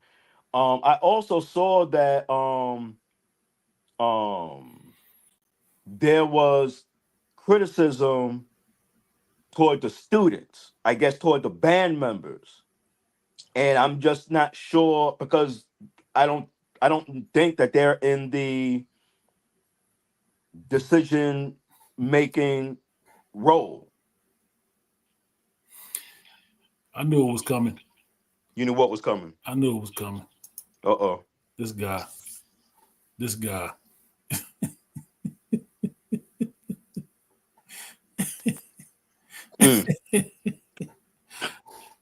man.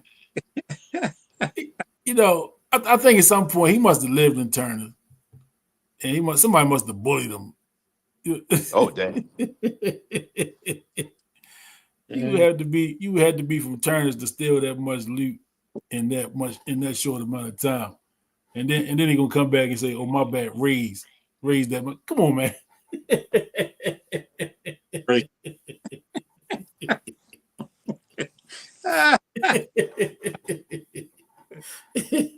Oh man, this guy, he lucky I like him, man. He lucky I like him. He good dude, man. Yeah. You know. Do you think DeSean will leave Colorado, and how do you think Michael Vick would do as a head coach? I'm tending to think that DeSean gonna hang around. I don't have no inside information because he ain't asked my call. He ain't pick up when I called him. So you know, I tried to get the exclusive, but he ain't pick up when I called. But you got to text him after you call him, man. Told you about that, man. Okay, yeah. You got to text him afterwards. I'm gonna do that the next time. Yeah. You know, maybe I go into Pilar. Maybe too soon. Too soon. You say it again? I think maybe Pilar could get him on the phone for me. His ex-wife. No, that's hard, man. Nah. He been blocked for years. Damn. I tend to think he's gonna stay. I believe so too. And I'm just going with a gut feeling on that. I think he's gonna stay in Colorado. I think Michael Vick is going to do okay. I don't know.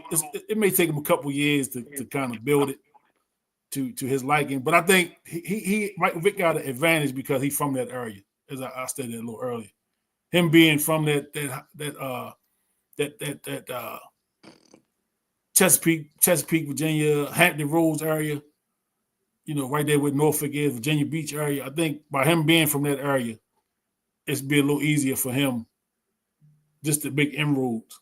You know what I'm saying? Within the community that's Allen I country. AI, yeah. Well, Mike Vick and AI are like 1 and 1A. Yep. With respect to the biggest thing, and that area is talent rich. Mm-hmm. I mean, it's a lot of guys, man, that came out of that area that played in all sports. Mm-hmm.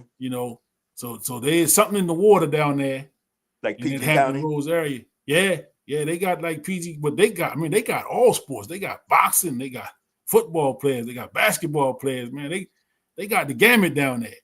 Track and field, they got all of them down there. So I'm excited, man. I think Vick is going to do okay. I think he's going to do okay. I hope so. You know what? I wanted to mention something when we was talking about this earlier, and one thing that I how can I say this? Wonder if it would happen. When you look at these football coaches, college, NFL, and mostly white, like there's a club, like there's a like a mentoring club, and I'm just thinking, with Dion already there, and the former running back for the Titans, Eddie, I forget his last name. Eddie George, and what Reed tried to do, and now you got Vick in there, and you got DeSean in there, and so I'm wondering if this is an opportunity for like black coaches in the NC2A, for them to have like a little club of their own, and provide that mentoring that amongst each other. Because I read a very interesting piece the other day about Troy Aikman and his transition from playing football to being a broadcaster. And the one thing that stuck out was when Tom Brady came on, that they helped Brady. So like there's this, amongst the broadcasting community, so to speak, when a new cat comes in, that that there's this, I don't know if it's so called, like I took it as mentoring, but like kind of like just showing them the way, and again with Vic and DeSean, along with some of the coaches that are already there, it seems like there could be the development of this pipeline or mentoring pipeline amongst black coaches that could seep to the high school level, so I guess it's just it's just a thought that I had, just something to see. But they've already had those type mechanism in place. There's the NABC is the National Association of Black Coaches. Okay. They've been around for years. Now I know they're basketball. I wasn't sure because I think the head coach of Arkansas, I think he used to have like some kind of position in that. But I didn't know there was one for football. But I think it's one and the same. I think it's one and the same. I think it's just for black coaches. Got you. And they, because I've seen where you have to have people in position to make those decisions. And just we talked about it here a couple years ago when Brian Flores had gotten, got the situation with Right. thinking he had the New York Giants job. Yep. And Bill Belichick made the call, and he texted the wrong Brian or whatever. Yeah. And then Flores went and sued, the NFL and all of this stuff. And he's still coaching in the NFL today. Yep. But who gave him that opportunity? It was Mike Tomlin. Mike Tomlin went out on the sword when it wasn't popular to give him an opportunity. And he gave him an opportunity, man. And so, that's the thing where sometimes people get their panties in a bunch about who gets these jobs and who gets hired for these jobs. Mm-hmm. A lot of stuff is about relationships. Yes. Who do you know? Yes. Who do you know in high places? Yes. And opportunities come, especially at that level, based upon who you know. Yes. And who you had a relationship with. More so than your skill or talent. Yeah, because we know for sure the best coach don't always get the job. Yes, you're right about that. The results bear that out. Yes. The results bear that out. We see some guys that get, and no offense to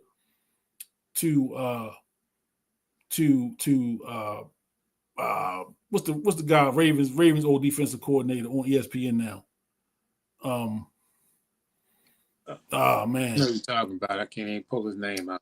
Yeah, Marvin Lewis. No. Buddy Ryan's son. Right. Oh, Rex Ryan. Rex Ryan. Yeah.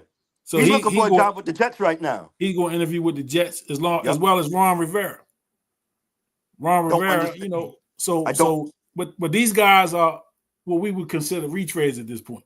Yes. And they are upwards of pushing 60 years old if they're not already 60 years old. Rex is past 60s, man. I'm sorry, I'm blanking on these names. USC old coach, Seahawks former coach. I know you're talking about. His name just came up. He's trying to get a job. Yep. Yeah. 72 years old. I think he's interested in the Bears job. Yep. He's interested in the Chicago Bears job. Mm-hmm. And again, nothing against these guys, man, because if you get the job done, you get the job done. I don't think age should be a factor. But, I do think sometimes when these coaching hires come along, they go with familiarity rather than the unknown. To give an unknown guy, unproven guy opportunity, I'd rather go with a name that everybody knows, And I'm on record, man. Teams like the Jets, the Bears, they're gonna always be looking for coaches every couple of years. Just because of how the organizations are run. They're always gonna be searching for new head coaches. Those type of organizations are always in transition. They're always transitioning from, and we starting over because we drafted the wrong quarterback or we picked the wrong head coach. The Bears, the stat has been up a couple times in the last couple months, couple years really, since they fired the brother that had a winning record. The Bears have been trash ever since. I remember that. Trash. Yep. They've been trash. And was that Lovie Smith? Lovie Smith. Yeah. Yep, I apologize. I apologize for blanking on these names. Mm-hmm. I'm gonna charge it to my friend Tito, and I'm gonna leave it at that. Dig it. But I mean, these guys, these owners, these billionaire owners, man, and let's not forget that part. These guys are billionaires, man.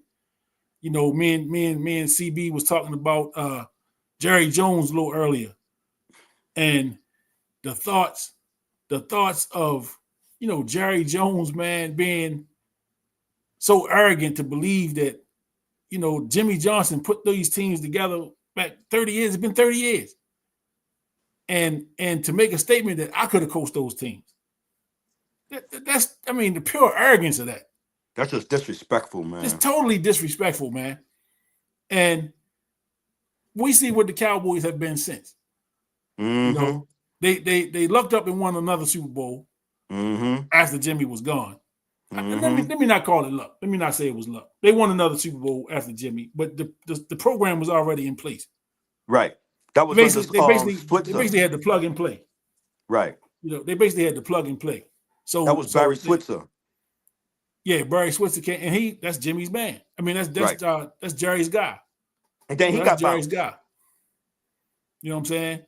But these guys, man, these are billionaire guys. They go out and they hire people that they feel comfortable with.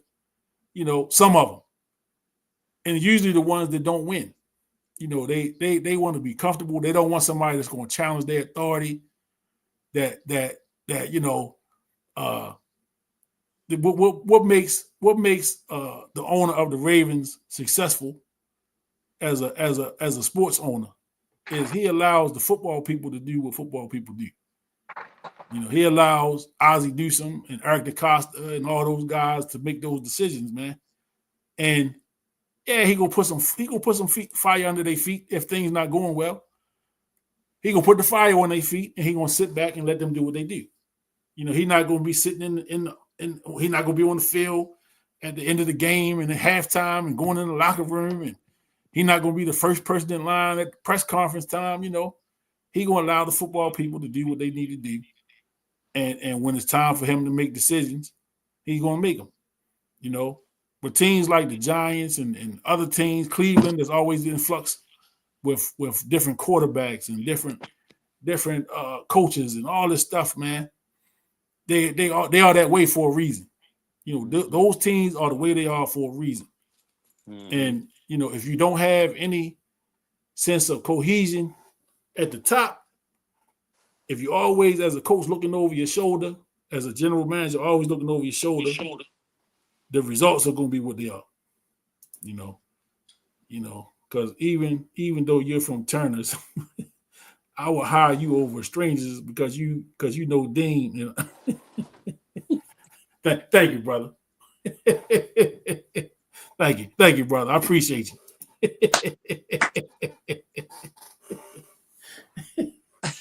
This guy, he missed his calling. He missed his calling, man. He should be on stage somewhere. Really. He ended 2024 with jokes, going into 2025 with jokes. He definitely missed his calling. He missed his calling. He should be on stage down there at the Baltimore Comedy Factory. Yeah, no doubt. For the weekend. He should be doing the New Year's Eve show tonight. Yeah. Yep. Yeah. I might have to bounce out in a couple of minutes, man. Hey, CB, I appreciate you, brother. Yeah, man. I need to come on like the last time I couldn't. Huh? You brought the heat. You brought the heat, man, like you always do. Right. You got one of the most famous clips in sports mix history. It's not me, man. It's you. I get the energy from you guys, man. Hey, it's always the energy that I get from you brothers, man. Wait a minute. Who's that behind you? Okay. You already know who it is, man. There you go. And listen, man, when you come up in this crib, man, this is a Malcolm household. There's no doubt about what kind of household this is, man. Right. I just make sure it wasn't Obama. No, sir. No, sir. You see what it is? Hey, all day. Whoa. There you go. Yeah. There you go. It's a Malcolm household, man. No disrespect to King. I have all respect for King. Yeah. I have a picture of King. I have a picture of King and Malcolm. Yeah, of course, King and Malcolm. King made the cut with Malcolm. Hey, I love it. So look, I know you got a great break, man. Wish you and your family happy New Year. Yeah. We can catch up in 2025, man. We no got doubt. Some things brewing. Always a pleasure talking to you, like we talked earlier. Yeah, man. Pleasure talking to you. Good seeing you again, Dean. Yeah, man. It's been a while. Definitely. Yeah, man. I think I have your number on the group chat, man. I need to holler at you, man. Yeah, that'll work. Yeah, man. No doubt about You know, that. I was talking to Ken, and I for some reason I thought you was living in D.C. He was like, "Nah, he up here." No, I'm here. I don't know. For some reason, I thought you was down in Yeah. D.C. Yeah, maybe you heard about some of my old exploits or something. Yeah, he did. He definitely did some damage down there. Oh, he know where the bodies are buried. Brooks said, "Uh-oh." Yeah, definitely. Continue, man. Always a pleasure, man. And when you bring it, you bring it. So, you know, one thing I'm big on is authenticity. Yes, sir. Yeah. And you are who you are, man. And that's beautiful. Well, I love you guys, man. Just coming on here, just sharing the energy and just sharing the stage, man. You know, it's good for me. No doubt. Yeah. No doubt, man. Much respect. Happy New Year, brother. Happy New Year. Happy New Year's. Peace. So Saunders say he liked the sports mix. Is a great combination of a street dude and a refined Mustang to give the show a great balance. But you can't help but love a motherfucker like Landon, man. You have to love a dude like that, man. I mean, you don't even have an option. Nah, it is what it is. You know, you expect the jabs. That's why you got, you know what I mean, cover face and body, because you know the body blows are coming. You know they coming, man. And the thing about somebody that's funny, I mean, that's really funny, that has humor, it takes intelligence to be able to really be funny like that, man. So he's obviously an intelligent guy that's able to come with them blows like that, man. Yeah. Most time he do it with a straight face. He do it with a straight face, and he knows how to go into one of them Sugar Ray Leonard goddamn things, with throwing blow after blow after blow. So Calvin, who been with us, you know, throughout the show tonight. Appreciate you, Calvin, for joining, man. Ask if we got any thoughts on tonight's Penn State and Boise State game. Yeah. Genty from Boise State. That's the running back that people thought should have got the Heisman. Did he come in second? He was second. Okay. Yeah, he was second. Penn State better be good in the A and B gaps, or Genty will get loose. Yeah, I think, you know, I forgot that game was on tonight. Me too. I'm glad. And I'm in the house, so I'm gonna go ahead and watch it. I got a sentimental pick there with Penn State. One of my basketball players is a tackle on the Penn State football team. I believe he gets in on special teams. He's a sophomore this year on the football team, man. Number 55, Chimney Unu. I hope I ain't jacking his name up. Chimney Unu. 6'6", 6'7", 260, 275, rock solid. You know, played center for us at the Dundalk High School. 4-time state champion in track and field, man. Got two state championships in the discus and two championships back to back in the shot put. You know, so Chimney, man. I'm Penn State because my guys on Penn State. You know, so that's my thoughts on that. But I'd like to see the young fella run. I definitely want to see him run that football tonight. But I'd like to see Penn State win the game just to give my guy opportunity to get closer to a national championship. So I'm Penn State. In it's a sentimental pick for me. Good opportunity for Boise State to be on this platform. You know, typically you don't hear Boise State being out there and even having a Heisman Trophy candidate. So I think a lot of people are tuning in to see if this boy can do it against a team like Penn State, you know, defensive-minded team. And so I'm open-minded on the game. I'll be able to be looking at it with neutral eyes and just looking for a good football game. And just to kind of double back on a comment that Calvin mentioned before when we were talking about HBCUs, and a lot of people don't recognize some of the talent that has come from HBCUs, particularly in all the sports. But we were talking football, and you know, Walter Payton. He mentioned Walter Payton. I mean, Jerry Rice, and I mean, you know, some of the greatest players who ever played the game has come from HBCU. So that was a great comment too. But I'm glad he mentioned this game because I will tune in and watch it. Yeah. I'm trying to find the schedule for the games tomorrow. Because I think it's 3 games tomorrow. 4 tonight. I mean 1 tonight and then 3 tomorrow. So let me see if I can pull that up real quick. Because and we haven't really talked too much about the college football playoffs because we kind of raving heavy here. So tomorrow you got Texas and Arizona State, and that's at 1:00, and that's going to be the Chick-fil-A Peach Bowl. Texas is the 5th seed. Arizona State is the 4th seed. And then in the Rose Bowl, you got Oregon, who's the number 1 overall seed, and they face Ohio State tomorrow. So the Texas-Arizona game is at 1. Ohio State, Oregon is at 5 at the Rose Bowl. Penn State, Boise State is tonight. Matter of fact, they're playing right now. It's in the first quarter. And let me see. The Sugar Bowl is tomorrow night. And you got Georgia, who's the 2 seed, going against Notre Dame, which is the 7 seed. And that's going to be at the Sugar Bowl in New Orleans. And that's at 8:45 tomorrow night. So this is good. This is some good stuff, man. You got some top dogs battling it out. I always felt like college football needed a playoff.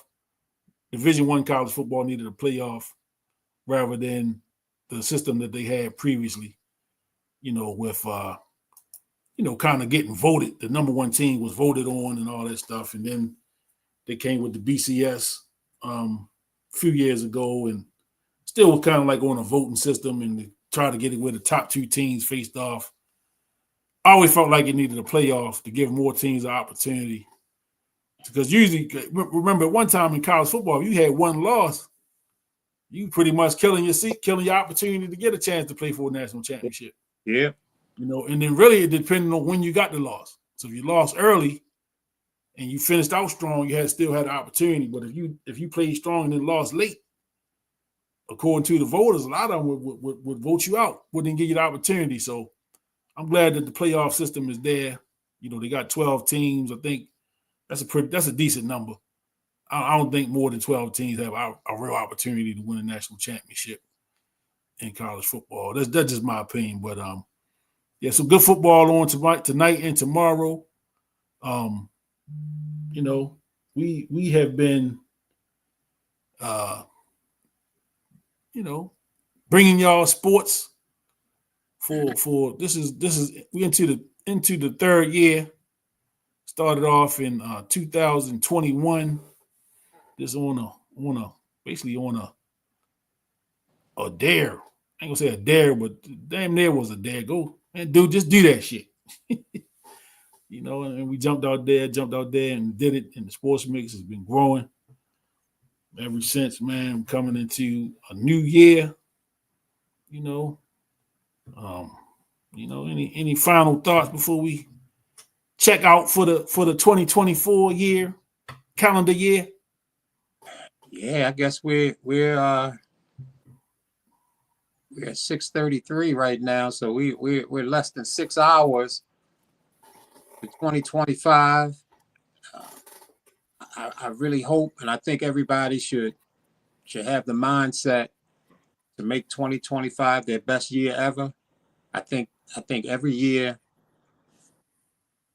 every next year should always be the best year. I think we should always have that growth mindset to always want to grow and avoid stagnation. Stagnation is synonymous with death. So I think we definitely need to avoid stagnation and it's about growth, man. Always growing, continuously to grow at all times, knowing you can't control everything and you shouldn't try to control everything. But I turn the station.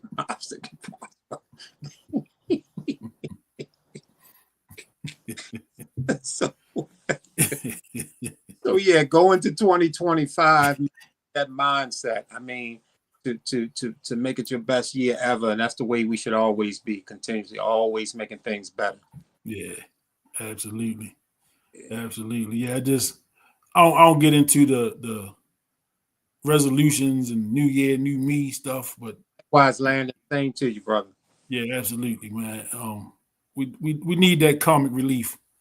No, That keep the flow going. right. It's You good. know. It's good comedy too, man. Yeah.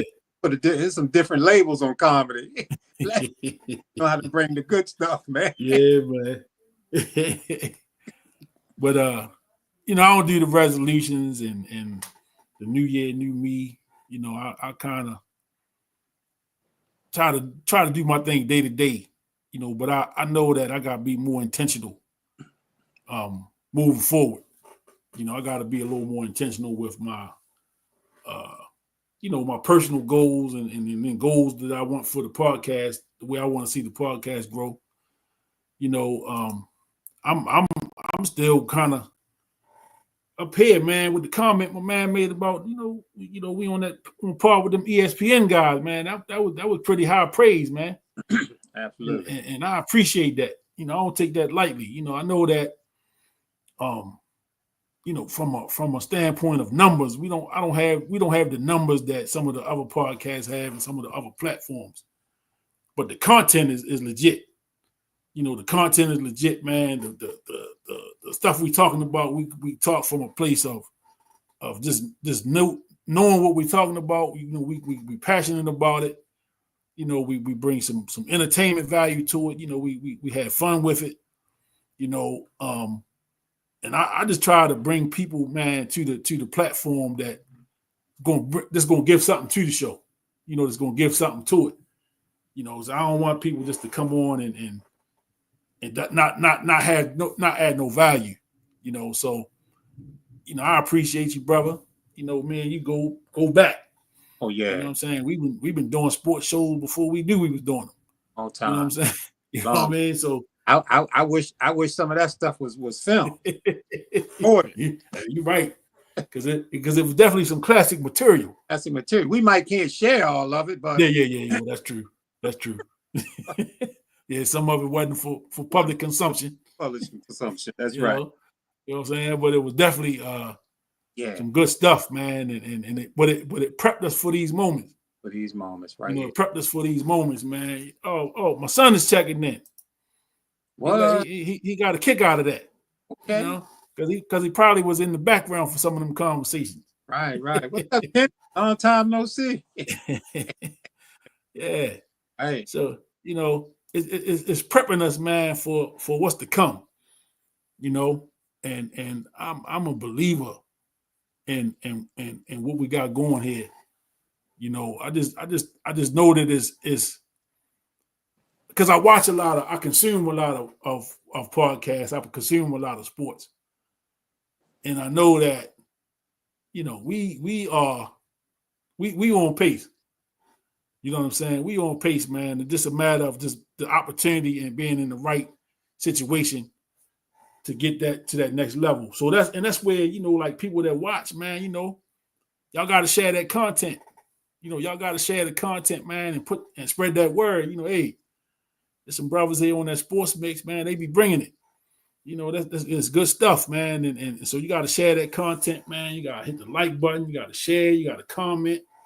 Get that word out there. Get that word spread, man. That the sports mix is coming.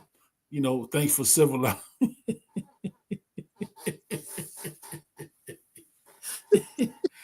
Ah, boy, man. And in the Sports Mix archives, you can go on the YouTube page. There is an episode where Landon was a part of the was on the podcast. Lord, and the same stuff that you reading was live and direct. And I think I had to end the show. Not even in my normal. I didn't give a peace out that night. I just had to end it because he wasn't going to stop. He was ridiculous that night for sure. He was not going to stop. I think I just had to shut it off. We out. Bling.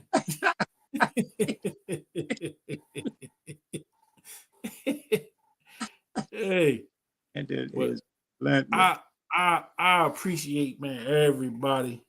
Yeah, man. man. that tunes in, you know, and I know some of y'all watching and ain't clicking and ain't liking and sharing. I know the game, you know, and I don't take it personal, man. But you watching, you know, because I know you watching because when I see you out in public, people tell me, yeah, you know what I'm saying? Hey, man, I like that. Or da da da da da. Yo, show the brother some love, man. Hit some comments, share, subscribe to the YouTube channel, man. Get my numbers up. Because I'm a giver, you know, I'm a giver of the people, man. I ain't selfish, man. So, you know, I like to give and help other people too. You know what I'm saying? So you can imagine, you know, if I make it, I ain't gonna be up there by myself. I'm not gonna be there alone, man. I got some things in the works, you know, some ideas that I like to exploit, you know. So that's what's coming in 2025, man. You're gonna see the sportsmen take it to another level. You know, like I said, we got basketball season on the cusp. You know, we're gonna talk a lot of basketball coming up. Playoffs and football is among us. You know, the Ravens, you know, first place Ravens, if I might add. You know, my Steelers fans. I see my play cousin, my play cousin, he tuned in, but he ain't had no comments. You see, he ain't had no comments today. He ain't had nothing to say today.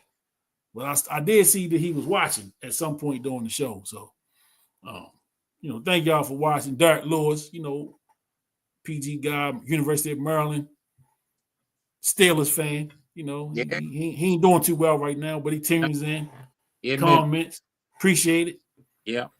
You know, here we go. Here we go. See, here we go. Here we go.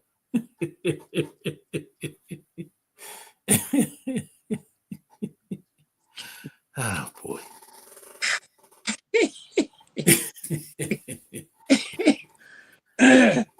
As you can tell, Landon writes his own jokes now. Yeah. He ain't nothing. Ain't no plagiarism going on here. He's definitely writing his own material. But man, for everybody that's tuning in, yeah, man. You know, I appreciate y'all. Like, comment, share, and subscribe. All the folks, Kenny. Shout out to CB and Cheese. Oh man, Bruce, Brian, and Glenny, and you know all the folks that's been on. The doctor. Yeah. Melvin Scott, and Neil. My man Neil was early. Neil, yes sir. These guys are real cerebral, man. And I mean, you know, and then you know, Kenny has had guests on here, man. Terry T and name some of the folks, man, that's been Reggie on. Williams, my guy, Reggie Williams. Reggie, you know? my favorite Hoya. Yeah, Dunbar. You know, and I'm working on a couple other. The brother with the Miami Heat. Haywood Highsmith. With Highsmith. Haywood Highsmith. My man Darnell Dantzler, coach at the Emerson High School. Yes, sir. Yes, you sir. Know? So I've had a few. I'm working on some more. Mark Clark. Mark Clark up on Mark Clark, Baltimore legend. Yes. Baltimore radio and entertainment legend, man. Yes, up on the show several times. Yep. Mark was sat on the panel with us.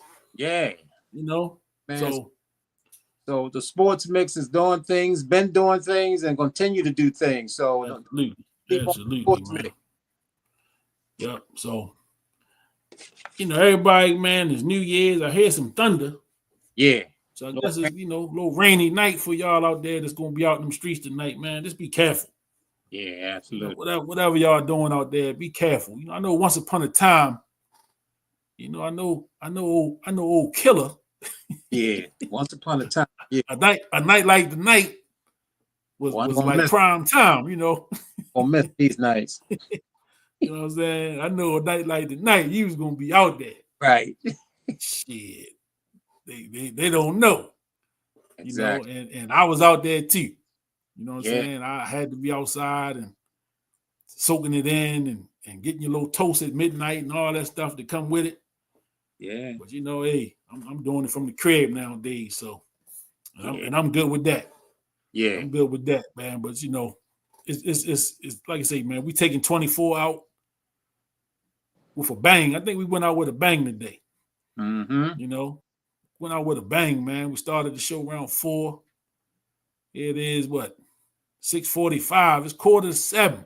Yeah. You know, and the flow been continuous, and it's been good energy, man. So 2024 has been good for the show, and I'm expecting even better things in 2025. You know, absolutely, just taking it to the next level, and you know, looking also to take the show on the road, and have, you know, do some live shows with the audience, where we can, you know, kind of take some questions from the audience and you, you know what? I'm gonna have to cut the comments off. Now he on a roll now. Turner style, do a little Robin and make a little love.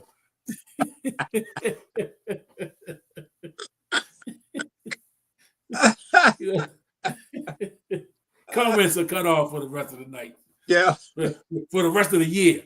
Comments are off.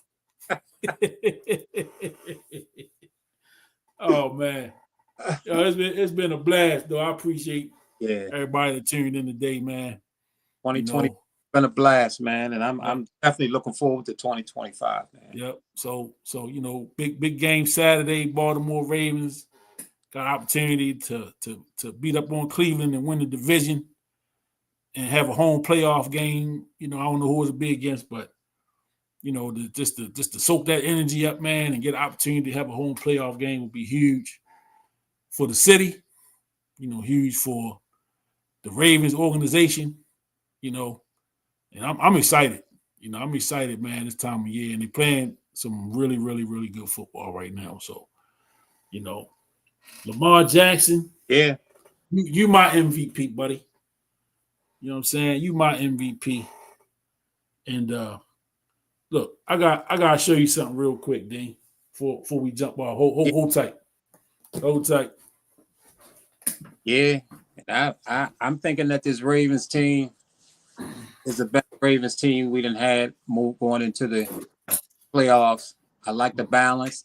I think Derrick Henry makes a huge difference on this team with that running game. So I'm hyped. I'm hyped. Yeah. You remember this hardware? Is that the infamous trophy from the big championship down at DCC? This is the one. That's the one. That's the one. 2010. 2010. Wow. It don't seem like it's been that long. Wow. 2010, man. Wow. You know, we need to do it. We need to do a documentary on that run. 2010. Wow. And all them boys grown up, man, got families. Yeah. You know, awesome, man. Watching them grow up. That was a great run. Yeah. Yep. Really great run, man. Them kids really did their thing, man. And those playoffs, it seemed like every game went down to the wire. And that run did, and was able to pull that championship game. And it was a beautiful thing because we was playing Turner Station in the championship. We had the late great Jerry Neblett reffing. Yeah. And Donald Clark. Jerry ain't dead, is he? Not the late great.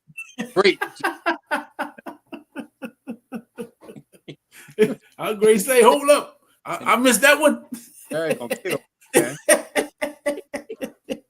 Jerry gonna kill me. Yeah. Yeah, man. Jerry Neblett was there. Jerry man. Neblett. Beautiful, man. He was there reffing. Donald Clark was there. Donald Clark was in the building. We were playing Turner Station, man. Oh, man, that was such a beautiful thing up at the college. Great game. Great victory for us.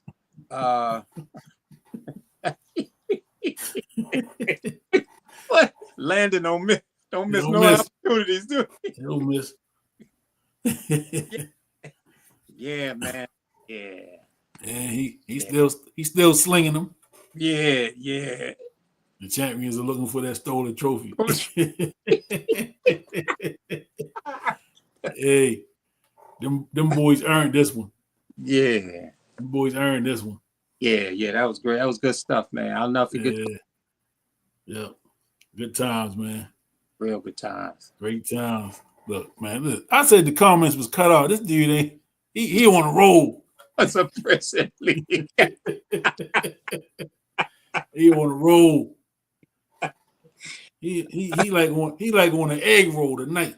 Oh man. Damn, boy, give me some slack. You know. But yeah, I'm let me sign off before I'm gonna have to bring him up here on here. He can do his little 30 minutes. Do his 30 minutes of stand up here on the Sports Mix. Man, but yep, I appreciate everybody for tuning in, man. This been a great show this evening. Yeah. I'm gonna go sit down and watch a little football. Yeah. And then I guess I'll wait for the ball to drop. Yeah, that's it. Wait for the ball to drop, man. 2025 is coming. And we gonna see y'all on the other side, man. So make sure y'all telling y'all friends, man, about this Sports Mix. Share, subscribe to the channel on YouTube, man. Follow all the Facebook page and then Instagram page and everywhere. TikTok. I'm even on TikTok. So follow me over there too. But yeah, so y'all, God bless everybody, man. Be safe. Yep. Have a good night, man. Just enjoy the festivities, however you're gonna bring the year in. And we'll see y'all on the other side, man. Absolutely. Happy New Year. Happy New Year. Peace. Peace.